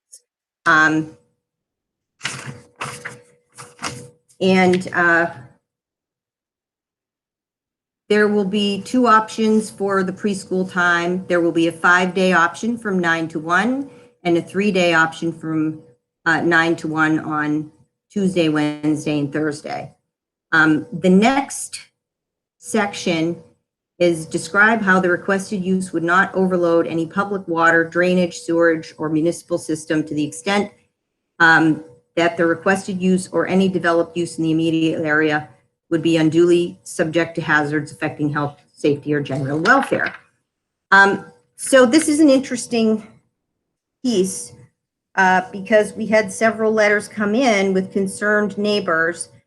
So as a potential investor in this property, I became concerned, and, you know, as a buyer, not as an applicant, I became concerned as a buyer with the feedback that I was seeing. So my architect hat went on, and I encouraged Madeline to, because she's right around the corner from there, I encouraged Madeline to reach out to the Rollinsford Water and Sewer District to see if there was something we should be made aware of or that should have been disclosed in our P&S regarding the water claims of some of the surrounding residents. And she reached out to the DPW, or the Department of the Commissioner of the Water and Sewer District. And Vern, pardon me for not pronouncing this last name, Vern Crozier, Crozier, thank you. Vern Crozier was nice enough to meet Madeline out there today at 12:30 and conduct a pressure test. He sent her an email confirming that he was able to measure the water pressure at Mechanic Street to be 55 PSI. So I put in a call to an associate of mine, John Shagnon from Ambit Engineering. We work together quite often, and I said to him, you know, what does that mean? And he confirmed that an acceptable water pressure is normally between 40 and 60. So I said, John, you know, what do you think is going on here? And he said, in his opinion, and I don't know this to be true, but in his opinion and in his experience, older water mains can become constricted over time where the residential connection meets the main line and sometimes can be vastly improved when replaced at each individual home connection. So we were lucky enough to get the Vern to go out and check the water pressure. So there appears to not be a water problem. There will be no showering of the preschoolers. They will just be using, you know, washing hands at appropriate intervals and obviously using the restroom. So I don't see a significant water use being introduced here above and beyond anything that would be really a strain on that. And you know, we have confirmed that it is not a substandard pressure. we were lucky enough for Vern to accommodate us today. So I just want to check my notes here.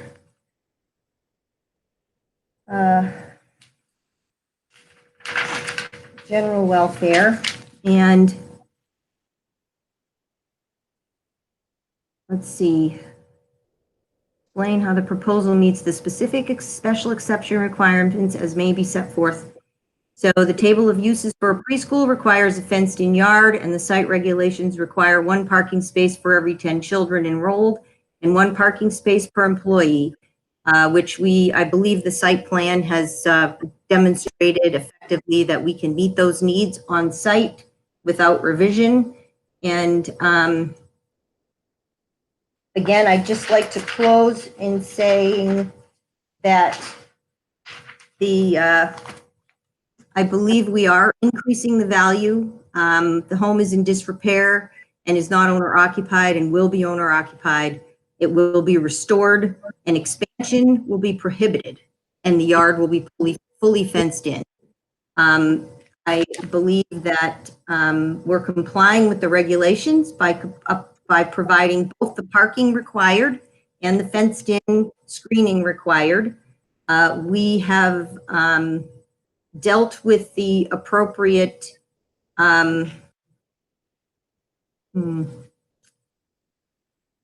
facilities. We're providing the appropriate facilities by checking that the water pressure is adequate and making sure that we have a comprehensive plan for 15-minute drop-offs that's been proven in other preschool settings in Rollinsford.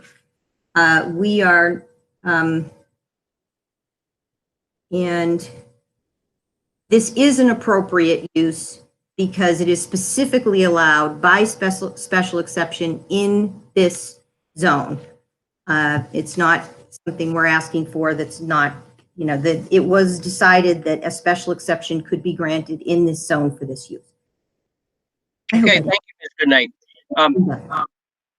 We'll turn to questions from the board, and board members, I promise to switch it up as we get a little more practice, but I'm going to start again with Mr. Hinsman. I'm also going to note, I think Ms. Mears has recused herself from consideration on this, except as a interested member of the public, and Mr. Leach, you'll be acting as a full member of the board on this matter. Mr. Hinsman, questions or comments? Sure. Thank you, Mr. Chairman.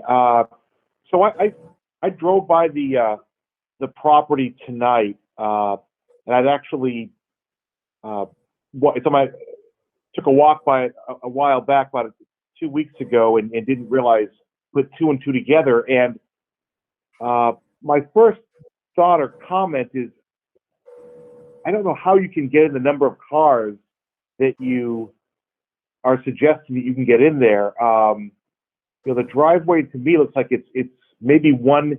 It could accommodate 1 car, not the kind of cars that you are looking for. And I'm wondering how you determined that the property can accommodate that many cars the way you have it. Well, I do have access to the property line from Ambit Engineering. They have a state database where they have access to all of the property lines in AutoCAD.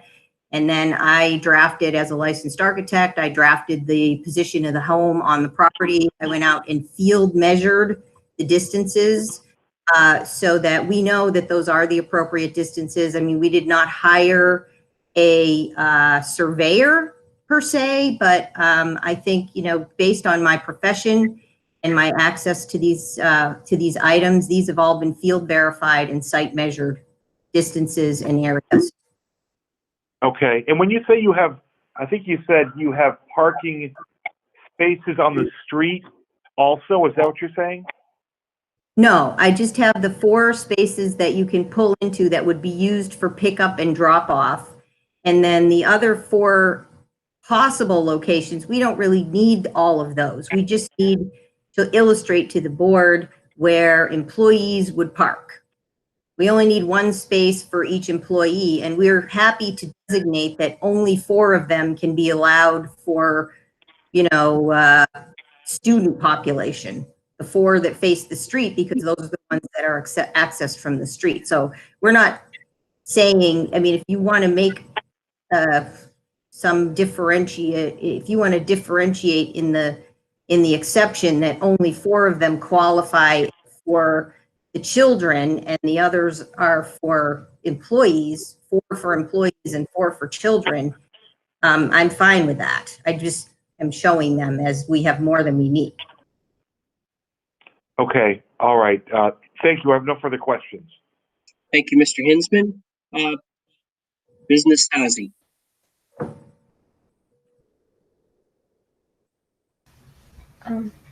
I wanted to ask, looking at the size of the yard between the photos and the plan, and what's the maximum number of children you would have there? In the yard, we're limited to 50 square feet per child. So that's a different, I think we're actually allowed more children in the yard than would be allowed by the more restrictive factor, which would be the number of parking. And then the even more restrictive than that would be the square footage of the house, which is not attributed to the residential use, which we don't know really what that is yet. So, you know, the yard allows more children than 4 parking spaces at this point, which is the more restrictive of the 2. Because that's, you Okay. know, So different when you restrictive action. Sorry, I'm sorry. No, sorry. So when you set up the business and you would like to take in, you know, for the preschool, what's the maximum number of children? We don't have a determination on that because the maximum amount allowed by parking is 40. We can't support 40 in the building because the residents will occupy some of that space, and we haven't been able to make application because we don't own the building. Okay. So I've been struggling with the best way to answer that, because without actually going through the other thing I've done is I've placed the restriction of not adding square footage. We're not allowed in the application to add any new square footage. But we don't know till we go through the formal application process how much we can attribute to what use and how many children will result from that. Does that make sense? Okay. And yes, you have to go through that process for the application. And so the ages would be 3 and 4? Yes. There would be the potential for older siblings to possibly take advantage of limited after-school care from the elementary school potentially, but that would be very limited and there would be a few of them. Right. It's preschool would be the major, yes, 3 and 4-year-olds. Probably be more clear. Okay. All right. Well, thank you. Thank you. Mr. Ueda. Yeah, I have the same question. I guess I'm going to ask it in a different way. Is even though you don't know the exact division between residential and the school itself, you must have figured out the most number of folks or kids you could put in there. I mean, even if you use the whole thing at 40 square feet per child, by my estimation, I took a look at the house and I looked at it on Zillow and all the square footages and whatnot. I think you could get 25. That's my rough. So I may be way off, but I think you could easily get 25 and meet. Well, if that is a number that you're comfortable with, I'm happy to add that to the application. Well, my question is, let me just finish my question. Yeah. The real question is, let's say, how does the daycare piece fit into that? Is the stipulation such that you can have no more people simultaneously in the place at any given time?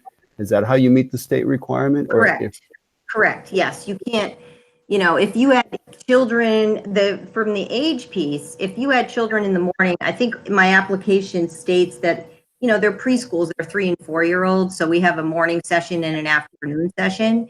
So if there are less kids in the afternoon session, then, an older sibling might be, and by older, like a 6-year-old, might be able to spend some after school care time, but it would not, it doesn't matter what their role is. They're still limited by the square footage as a student. You know what I mean? You can't have more than a certain number of kids by the square footage every time. But if you want to limit it to 25, we can do that. No. You're hearing me all wrong. I'm trying in my mind to figure out when you add in the daycare piece, which is not simultaneous with the preschool piece, right? The classroom sessions and the daycare sessions are different times. Mm-hmm. When you add in all those, I'm trying to figure out in my head how many total children might pass through the house in a given day. And if you're crafty about it, I could see where it could be Benny. And the reason I ask this question is when it comes to the safety and not the parking, but the safety, the public safety of the pickup and drop off. We're going to be relying entirely on an estimate of how many kids we think could go in there and the process, a procedure that you'll put in place after which we grant this exception. We have absolutely no way to manage or control that. So I'm speaking on behalf of the probably 7 or 8 abutters who weighed in with this concern. They didn't articulate it in this way, but they basically said, how can this not be an endless string of pickoffs and drop-offs, regardless of how it's managed, and not create a public safety concern? Well, it's limited by the number of children. So what we're looking at here is I just want to reinforce that the morning care is between 7:30 and 9. Right. After care is between 1 and 5:30. So I don't know if that helps answer your question at all. And I understand. I'm to, I'm get direction from the board. I mean, I know our parking spaces allow us 40 students, but I don't need 40 students. I don't know exactly the number based until we submit the application.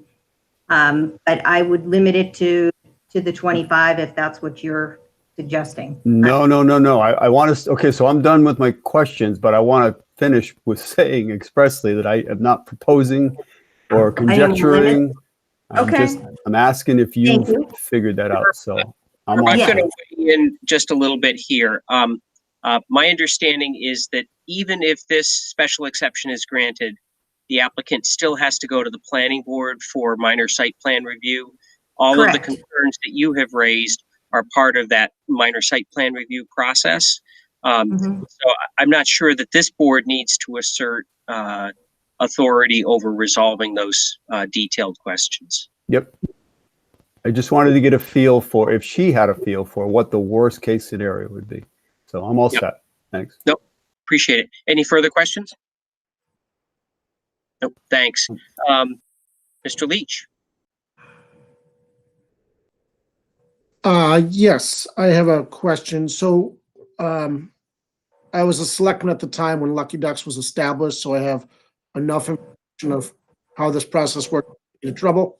Am I correct that once you determine the living space in the house versus the preschool space in your licensing application, that space can't change?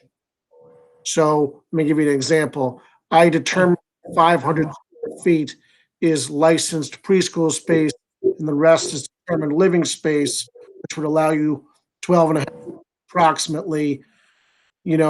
Can that be adjusted on an annual basis, or once that application is made, is that this is my preschool space, this is my living space? I don't know the answer to that question. I don't know if it can be amended. And I think in order to address that question for the board, what we have done again is limit that the existing space is all we can use. and it's not that big of a building. So I don't know.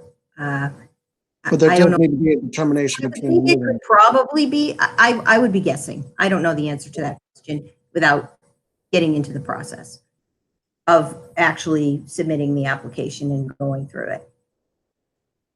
Okay. That was my only question. All right. Thank you, Mr. Leach. I think my first question has been answered, which is I think you have to go for site plan review even if the special exception is granted, correct? Correct. Okay. We have applied. Okay. And you would also be subject to state regulation through the Department of Health and Human Services. I don't know which bureau, but there would also be state requirements that you'd comply with, correct? That is true, yes. And I guess a question that I would ask Mr. Clark, in your experience, both in our town and in other towns, how problematic are staggered drop-off scenarios? Are they likely to create congestion, or are they fairly easy to manage? You'll need to unmute Mr. Clark, sorry. Got it. Okay. I think in this particular case, even though we're not really sure of the number of kids, with the staggered drop-off morning and afternoon, I personally wouldn't think there would be a huge issue with traffic congestion. Okay, thank you. Board members, let me ask for a show of hands. Does anybody want to ask any additional questions before I ask for a butter comment? Okay, thank you all. So this is the portion of the hearing where I would ask for a butter comment. I believe it's *6 to unmute if you're participating by phone. Again, butters and members of the public, if you could just be patient with us. I can't see if your hand is up, but if we can try to take care to speak one at a time. I know Ms. Mears has herself unmuted and her hand up, so I'll ask. Yeah, if you have questions or comments. Hi, Michelle Mears at 421 Locust Street. I am a direct abutter to 408 Mechanic Street in this proposed project. I just want to give you some background. I am the planning consultant for the town of Rollinsford. I'm also on the zoning board and I'm recusing myself from this. And I'm also a parent of 2 young kids that could potentially utilize a preschool under the age of 4. However, even though I'm a parent of 2 young kids, I'm against granting a special exception on 408 Mechanic Street. I still believe that this is an incomplete application based on the following. The applicant has not addressed the number of preschool students enrolled at the preschool on-site daily. The biggest question is the number of students that will be attending the preschool. The applicant has still not listed the number in the resubmitted application, even though the abutters impacted by this proposal voiced concerns at the March 12th zoning board hearing. After the hearing, our concerns at the ZBA meeting regarding the number of children attending the preschool, the applicant still has not taken this into consideration. One of my concerns would be the number of students in the 5-day preschool program or in the 3-day preschool program, the number of students attending morning care and aftercare, the number of employees on site, and the hours of operation. I do not believe that the applicant has addressed water supply issues. Per the site plan regulations, the town of Rollinsford Water and Sewer would need to state that there's no negative effect on the water supply. How would increased use impact water pressure, water usage? I do not believe the applicant has properly addressed sewage disposal because there's been no letter from Rollinsford Water and Sewer District stating that this proposed use will not affect the water or the sewer. As far as road infrastructure, the applicant has not addressed how the additional traffic volume will impact road or drainage on Mechanic Street.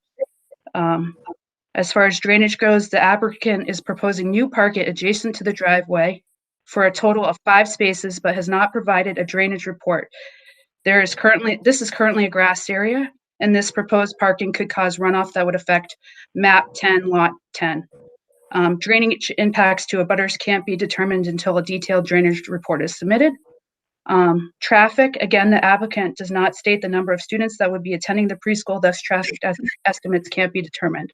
The proposed use could negatively affect safety with increased road congestion during school operating hours. This is also located on a steep slope, and winter maintenance will be a concern. Parking. The property currently has 4 pull-in parking spaces, and the applicant is proposing 9 spaces where currently 4 exist. Per the site plan regulations, Article 3, Section 4, parking for a child care facility requires 1 space per 10. Why is so much parking being presented on the plan? I am assuming this design for parking is for proposed employees and child care enrolled. She would not need 9 spaces unless she intends on having a greater number of children attend the daycare. And how will interval drop-offs be monitored and enforced? This could be an additional burden on municipal services for enforcement and maintenance of Mechanic Street. Furthermore, I do not believe the applicant addresses life safety or building code in the application. How is this building going to be brought up to life safety and building code for the proposed use as a preschool, which have different regulations than home daycare operations? NFPA Life Safety Chapter 16.1 requires that a daycare with 12 or more children have sprinklers installed in the entire building. Building codes requirements are based on the number of occupants, and the applicant, again, has not addressed this. The applicant does also not address the Americans with Disabilities requirements for a preschool, and that would include installing some kind of access ramp. The site plan that has been submitted, dated April 15th, is lacking basic details such as setbacks, proposed parking lot expansion, lighting, and landscaping and buffering requirements. This is currently a non-conforming lot, which means the lot doesn't comply with existing dimensional requirements of the ordinance, including minimum lot size and frontage in the urban residential zone. The current 408 Mechanic Street is a 10,000 square foot lot with 98 feet of frontage, and 15,000 square foot lot is required with 100 feet of frontage, meaning this lot would not be allowed to be subdivided or built upon with today's standards for zoning for a single family. I believe that the special exception application does not meet the special exception criteria outlined in the ordinance, thus the board shall not grant the special exception because 11.3 have not been met. The proposed preschool is inappropriate at this site because of the non-conforming lot and intensity of use. Preschools are allowed use in the mill zone, which is within 1/8 of a mile of outdoor space at Scoutland and the community garden. This is a commercial use and should be in the mill zone. The applicant has also not addressed how this use will be detrimental to the public health, safety, or welfare. The surrounding properties are all residential properties. This will impact property values surrounding the area. The residential use will become subordinate to the commercial use because of the intensity of the use, changing the characteristics of the neighborhood. There are currently 8 single-family residents that have bought the property. The applicant has not addressed upgrades to existing single-family residents for proper operation of proposed use. This use will be detrimental because of the intensity of the commercial use. This property is a grandfather non-conforming use, and all non-conforming uses shall not be enlarged in any way per Rollinsford zoning ordinance 5.2. Proposed use does not extend or enlarge any detrimental impact of existing non-conforming use on the parcel. This proposed use will intensify.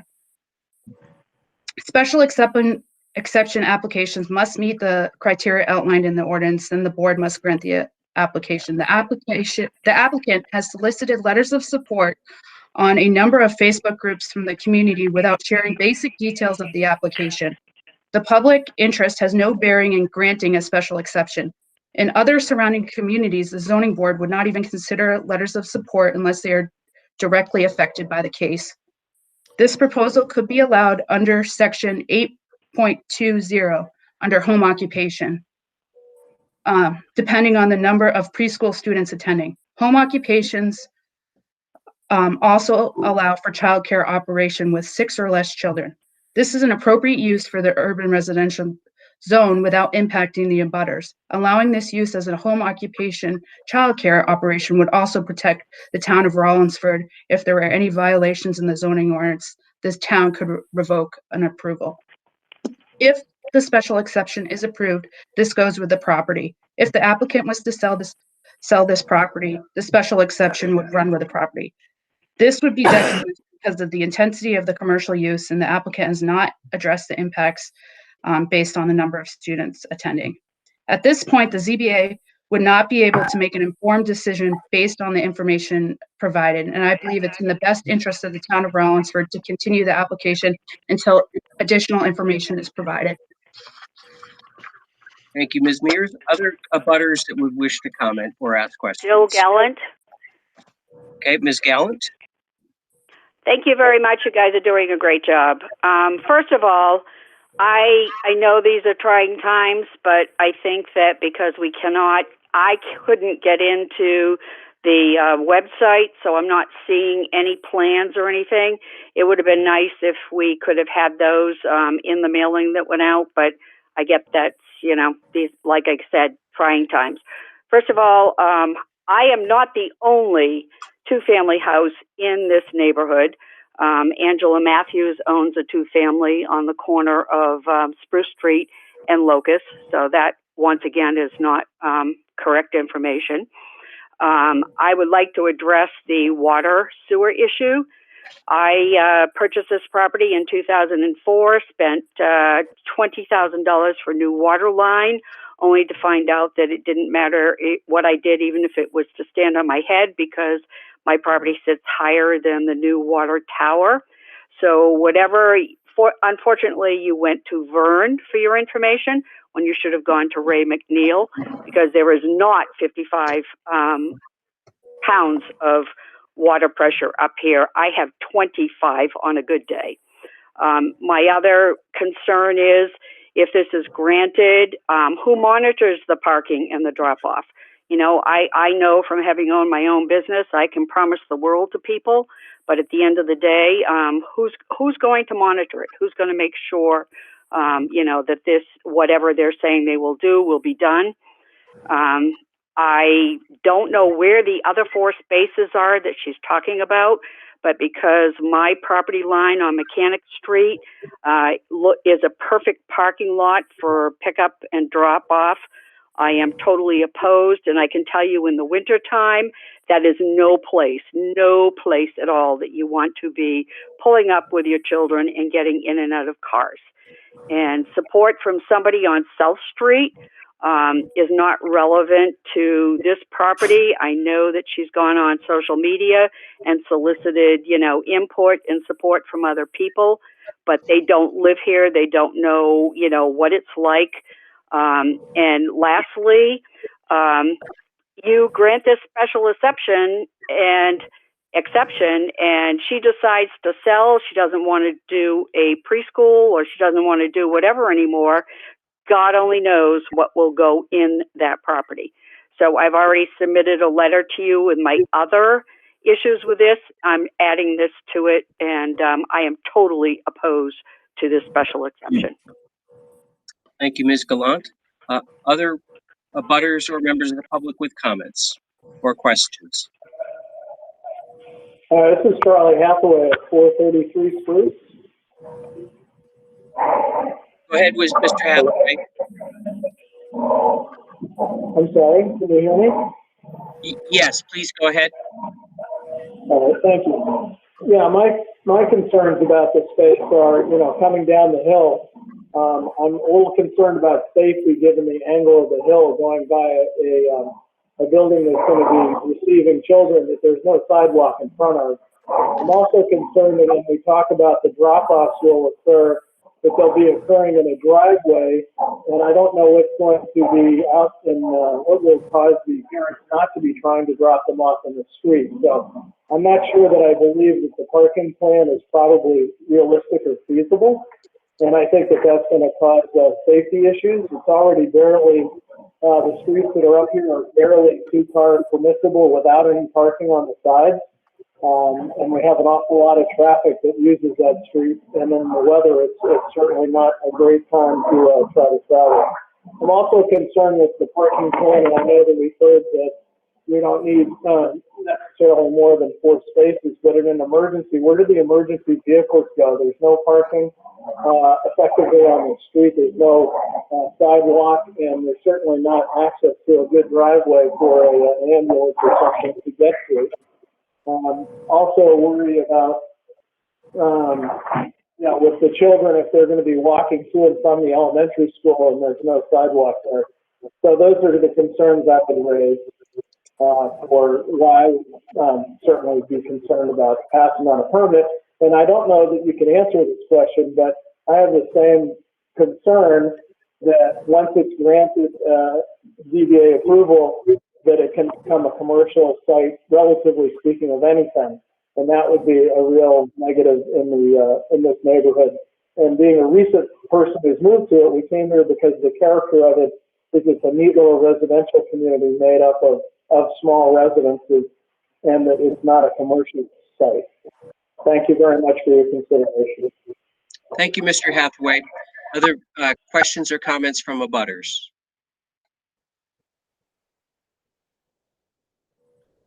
Ms. Mears?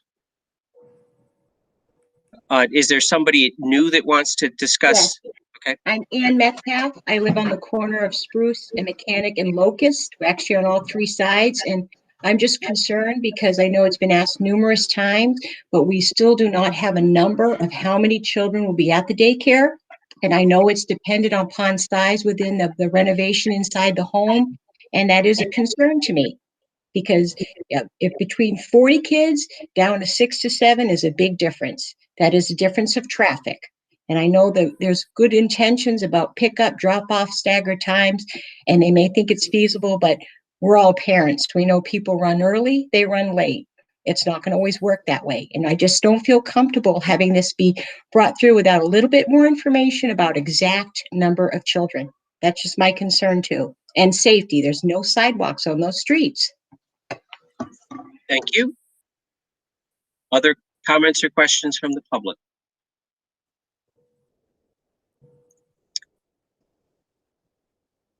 Before I close the hearing, I do want to address a concern that was raised about the appropriateness of soliciting public input. And I want to strongly disagree with a public comment.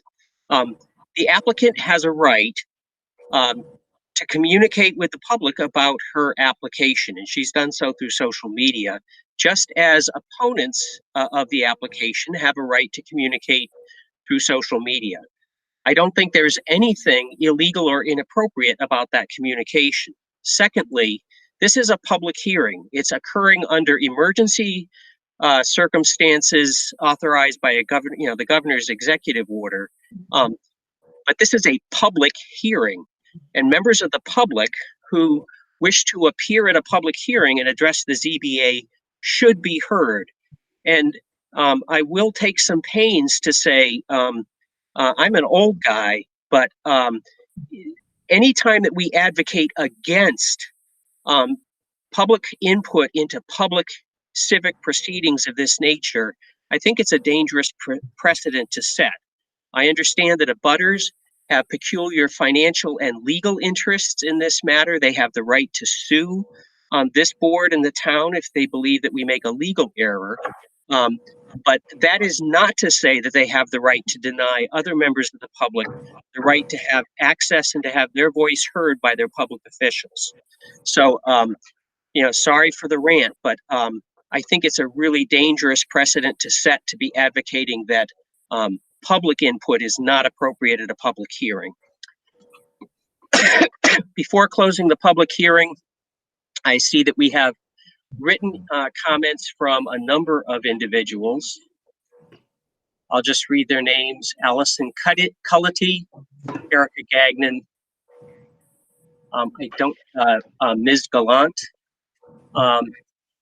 Mr. and Mrs. Hathaway, Mr. Keegan and Carrie Carney, Carly, I believe, Lavornia, sorry. Nate, Mr. and Mrs. Mears, Mr. Zenos, I believe that's the public input or public and abutter input that we've received. Mr. Clark, before I close the public hearing, do you have information or input for the board? A number of concerns have been raised about whether or not we have enough information. I raised the question whether or not this had to go through site plan review. My concern is that we've kind of put the applicant in a whipsaw here. We've said that we need lots of information at a preliminary stage of the process when they have a purchase and sale agreement and they have miles to go on on regulatory process with the planning board and with state officials. But I am mindful that it is the applicant's burden to present adequate information to the board. So from your perspective as the zoning code enforcement officer, do you have technical information to share with us? Thank you, Mr. Chair. Just a couple of comments. A couple of the responses mentioned that if this were approved and the current applicant decided to sell it, then anything could go in there. I would respectfully disagree. It's going to be granted for a special exception for a particular person. And should that happen, should she decide to sell it, the use would still be allowed, but it certainly could not convert to any other commercial space without going through either zoning or planning approval. The next comment is, I think you are correct that a lot of these concerns that were raised are more appropriately handled by the planning board under the site review process. I think that's one of the particular reasons that it is required after the special exception. I think the zoning board can address the narrow scope of the special exception applications. And while there may be some information that could be forthcoming, I think certainly that it's probably more in the purview of the planning board than the zoning board at this point. And I know someone mentioned about building codes.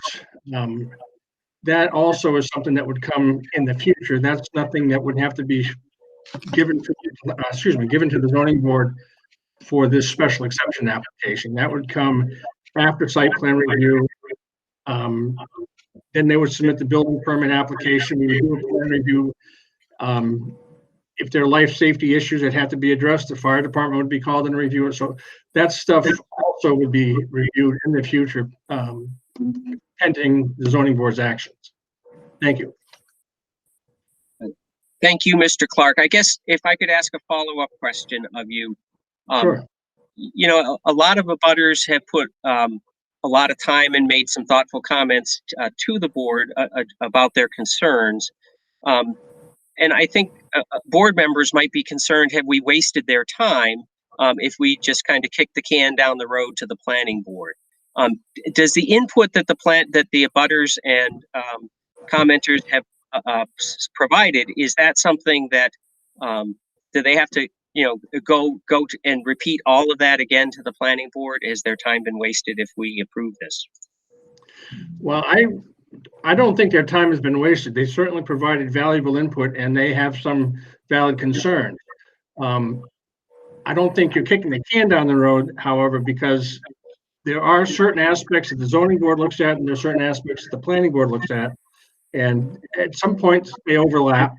But as far as the technical review goes, I think that's more in the purview of the planning board. So yes, they will have to, you know, should this be approved and it goes to the minor site review in front of the planning board, these people will have to repeat all their comments, but they do have to bring it to the attention of the planning board for the appropriate action. This would also give the applicant time to collect some of the information that she may not have at this point. Okay, and I suppose one of the things that the ZBA could do is we could turn all of our public comment over to the planning board. I know Ms. Nastasi and John Hinsman are both members of the planning board, but we could turn that written comment that we received, and certainly the record of this hearing, can be made available to the planning board, so that abutters and interested members of the public don't necessarily have to feel obligated to go again to the planning board. Okay. Yes. Yep. All right. I'm now going to turn my attention back to the members of the zoning board and ask for a show of hands if anybody has questions or comments that they would like a follow-up on. Mr. Leach? Being new to the board, I just have a quick question. In our approval for this special exception, is it worded that we are approving for a state licensed preschool? That's a fair question. I think the motion would be to approve the application submitted by 408 Mechanic, which is to open a preschool on the site. Yes.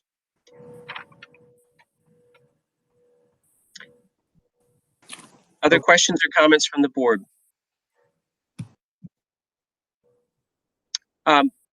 Ms. Goodnight, there's been a lot of back and forth this evening between the board and you, and between abutters and members of the public and the board. Do you have any final comments that you'd like us to consider? I think we have covered quite a bit of items. We can, I don't know what, if you're going to introduce additional, things into your approval or denial, or if you were to vote to approve, you could make it a stipulation that this be a licensed preschool. I don't know. I'm happy to, cooperate in any way. So I'm not sure. Okay, thank you very much. It may be that as the board deliberates, we may have additional questions for you or Mr. Clark or for Ms. Fritz. I'm going to actually, again, I'm going to bend the rules a little bit here. I really appreciate the number of people from the public and abutters who have addressed themselves, and how carefully and thoughtfully you've addressed the board. Is there any abutters that wish to make any final comments? Michelle? Hold on a minute. Can you hear me? Yes. So I guess the number one issue that I have is the planning application that has been submitted. If this gets approved tonight, is a minor site plan application.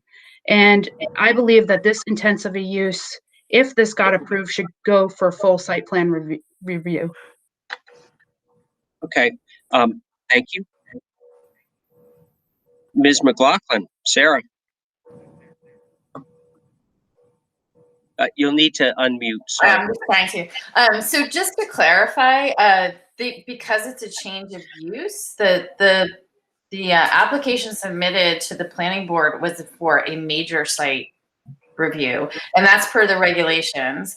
The site plan regulations say that if there's a change of use on a site, then it has to go for a major site plan review. Okay, so the applicant will have to request a number of waivers from site plan regulations. Yeah. Thanks. I'll recognize Tom. Thank you, Mr. Chair. I thought that because of the fact that it was residential combined with the childcare, that it is not a full commercial use, and that would be the reason that only minor site plan review would be necessary. I understand where Sarah's coming from, but it's a partial change of use, not a full change of use, in that part of the building will remain residential. And I'm going to persuade all of you that I'm lazy, but I think that this is why Mr. Hinsman and the planning board get paid big dollars to answer questions like this. The ZBA really doesn't we're limited to the question of whether or not to grant a special exception. These are important, very important technical questions on the planning board process, but I don't think that they need to change our consideration tonight. All right, with that, I'm going to close the public hearing and thank again the applicant, the abutters, and members of the public who have taken the time and the patience that they've have lent to us tonight. All right, Mr. Hinsman, you get to go first. I'm looking to see if there is a consensus to grant a motion to approve the application for special exception. And so if you would go first and share your views on whether you're inclined and maybe any conditions that you might see as being appropriate or any rationale for denial. Sure. So I'll be succinct because we've all been here long tonight.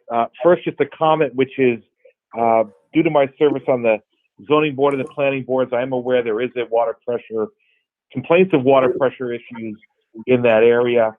Second, in terms of my general outlook on the proposal, in looking at your instructions, Mr. Chairman, I'm looking at items 1 and 2, where the one that proposed site is appropriate locations for such a use, and then number 2, the proposed use will not be detrimental to public health, safety, or welfare, and will not adversely affect property values or improvements in the adjacent area. I know we don't have an expert in here, but I don't see how the type of intensive use with the parking outlined on the schematic could not but otherwise result in a detriment to property values. And so for that reason, I would not be in favor of granting the special exception. Okay, thank you. Ms. Nastasi. Oh, there we go. Okay.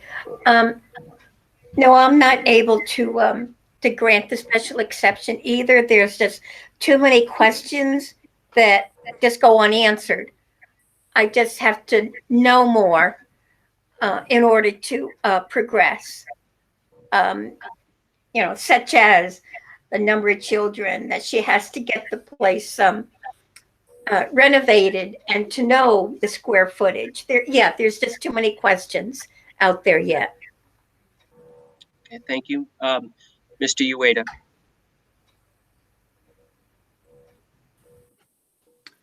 Yeah, I'm not in favor of the exception for the reasons already stated. Article 2, I don't see in any configuration, no matter how few children are allowed at this site,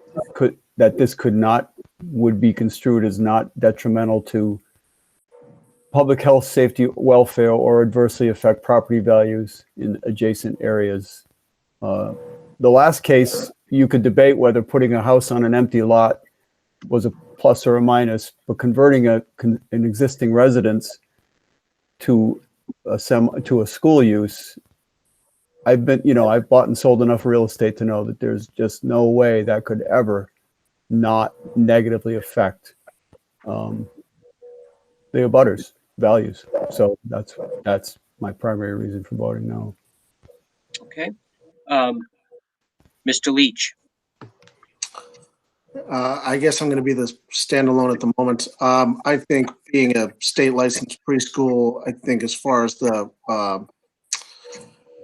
life safety concerns, I think the state will address that.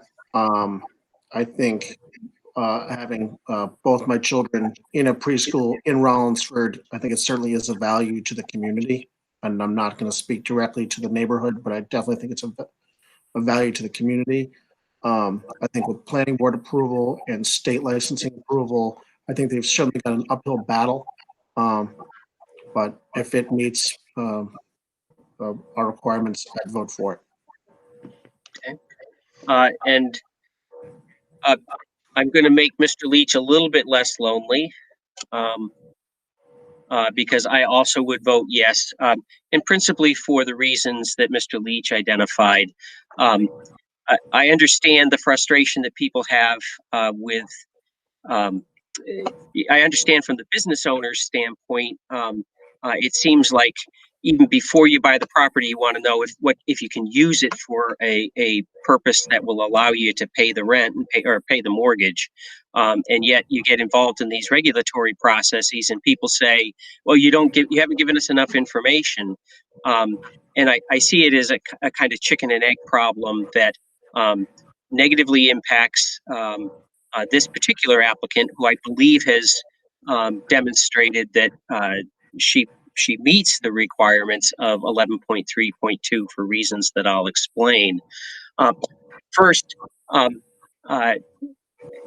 the provision of preschool and daycare is not a hazardous use. I feel so old, but in my experience, children are not something that are dangerous. Caring for children is not something that we ought to be afraid of, that we ought to say that our neighbors shouldn't be able to engage in caring for children. My whole adult life, we have bemoaned the lack of affordable childcare and childcare options for working families. And yet, when we finally have a situation where it might rear its ugly head in our town, suddenly it's a major public health concern. And I just don't find that credible.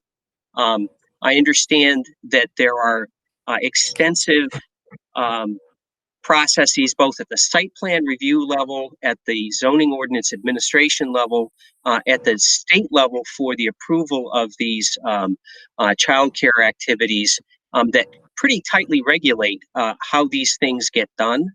And so I'm just a little, again, I feel like Rip Van Winkle, but it's so surprising to me to hear that childcare is not something that we think is appropriate to do in our town.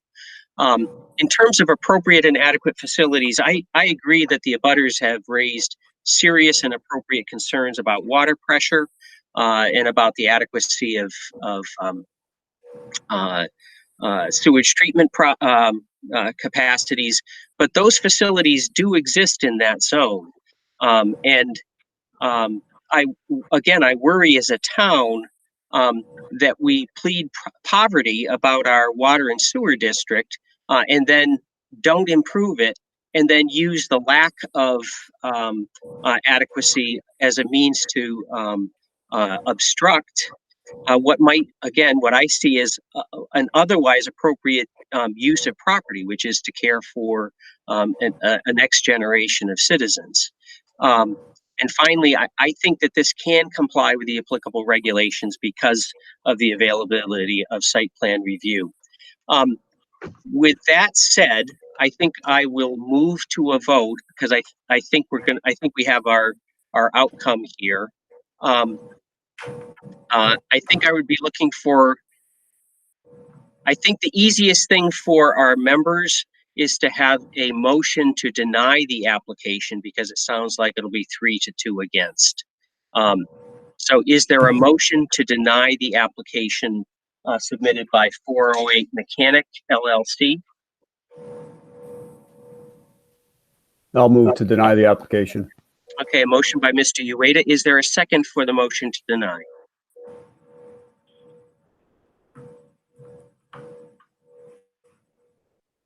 Well, let me flip it around again. Oh, sorry. I second. Sue? Yes. Okay. So there is a motion to deny the application of 408 Mechanic LLC for a special exception to Table 60.9 permitted uses for a property to allow a preschool. So those in favor of denying will say yes. Those opposed to denying will say no. And with apologies for that slight awkwardness. I'll begin with Mr. Hinsman.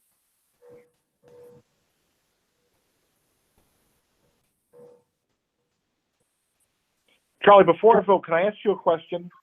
You may.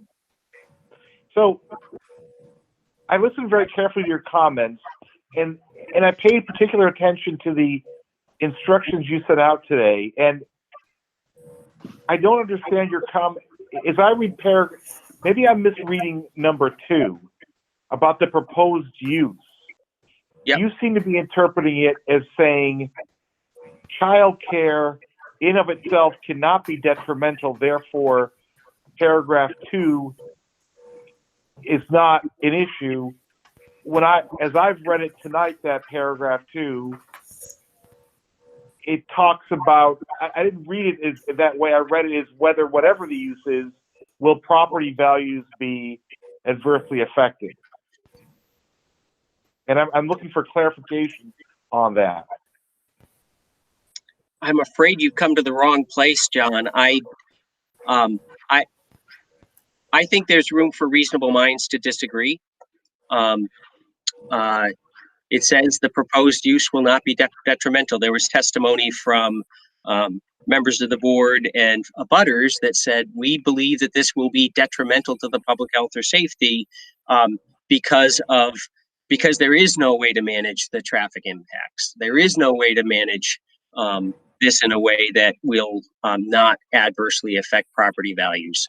My conclusion was that the availability of site plan approval and state regulatory processes would be sufficient to protect those interests. But I understand that reasonable minds can disagree with me. And certainly as board chair, I'm not here to compel people to agree with me. Does that help? Okay, well, thank you. Sure. Thank you for the comments. And I have to go with my gut on this, and that's to vote in favor of denying. Okay. Ms. Nastasi?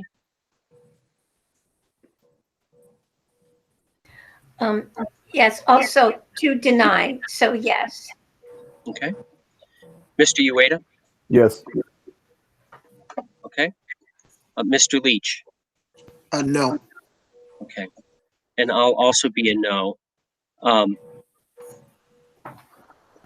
I don't think we'll be authoring a dissenting opinion, so what we'll need is a member from the majority. I'm looking straight at Mr. Hinsman to draft the order denying the application. Sure. Sure. I will give a shot at that. Yes. Okay, I'm happy to provide technical assistance if I can. Thank you. All right. So that concludes our consideration of application 20-02. And Ms. Goodnight will be getting a written decision out to you and Ms. Fritz, and don't hesitate. We'll aim to try to get that out this week or beginning of next week. I want to thank you and thank each and every member, every abutter and member of the public for their attendance this evening. We're moving on. Sarah, do we have any minutes of previous meetings that we need to approve tonight? To be honest, I don't remember if I've sent what I've sent out. Because if I did, it was quite a while ago. Okay. So let's see. If you want to just give me a second, I can look in my email. Okay. Sarah, this is Herb. I haven't received anything like that, and I would remember it. It would have been sent out pre your tenure, so you wouldn't have gotten them. Okay. I mean, I'm talking like quite a while ago. Okay. Yeah, and as we have new members, maybe it would make sense. I don't see that I've sent any out, but I mean, I have plenty to send out. Maybe it would make sense for me to send them out to the new members and etc.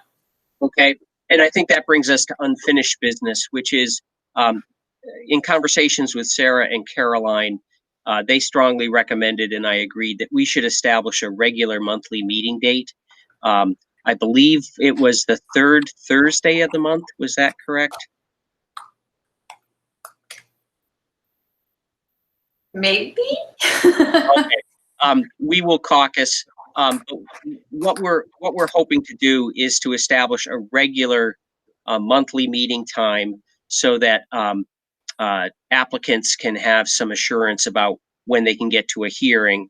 And so we can do things like approve minutes or have trainings, or we can give you back the time, but that we make it easier to round us up for board business.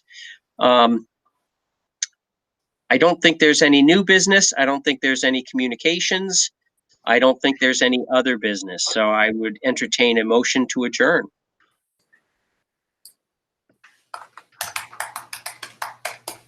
John, do you want to make that motion?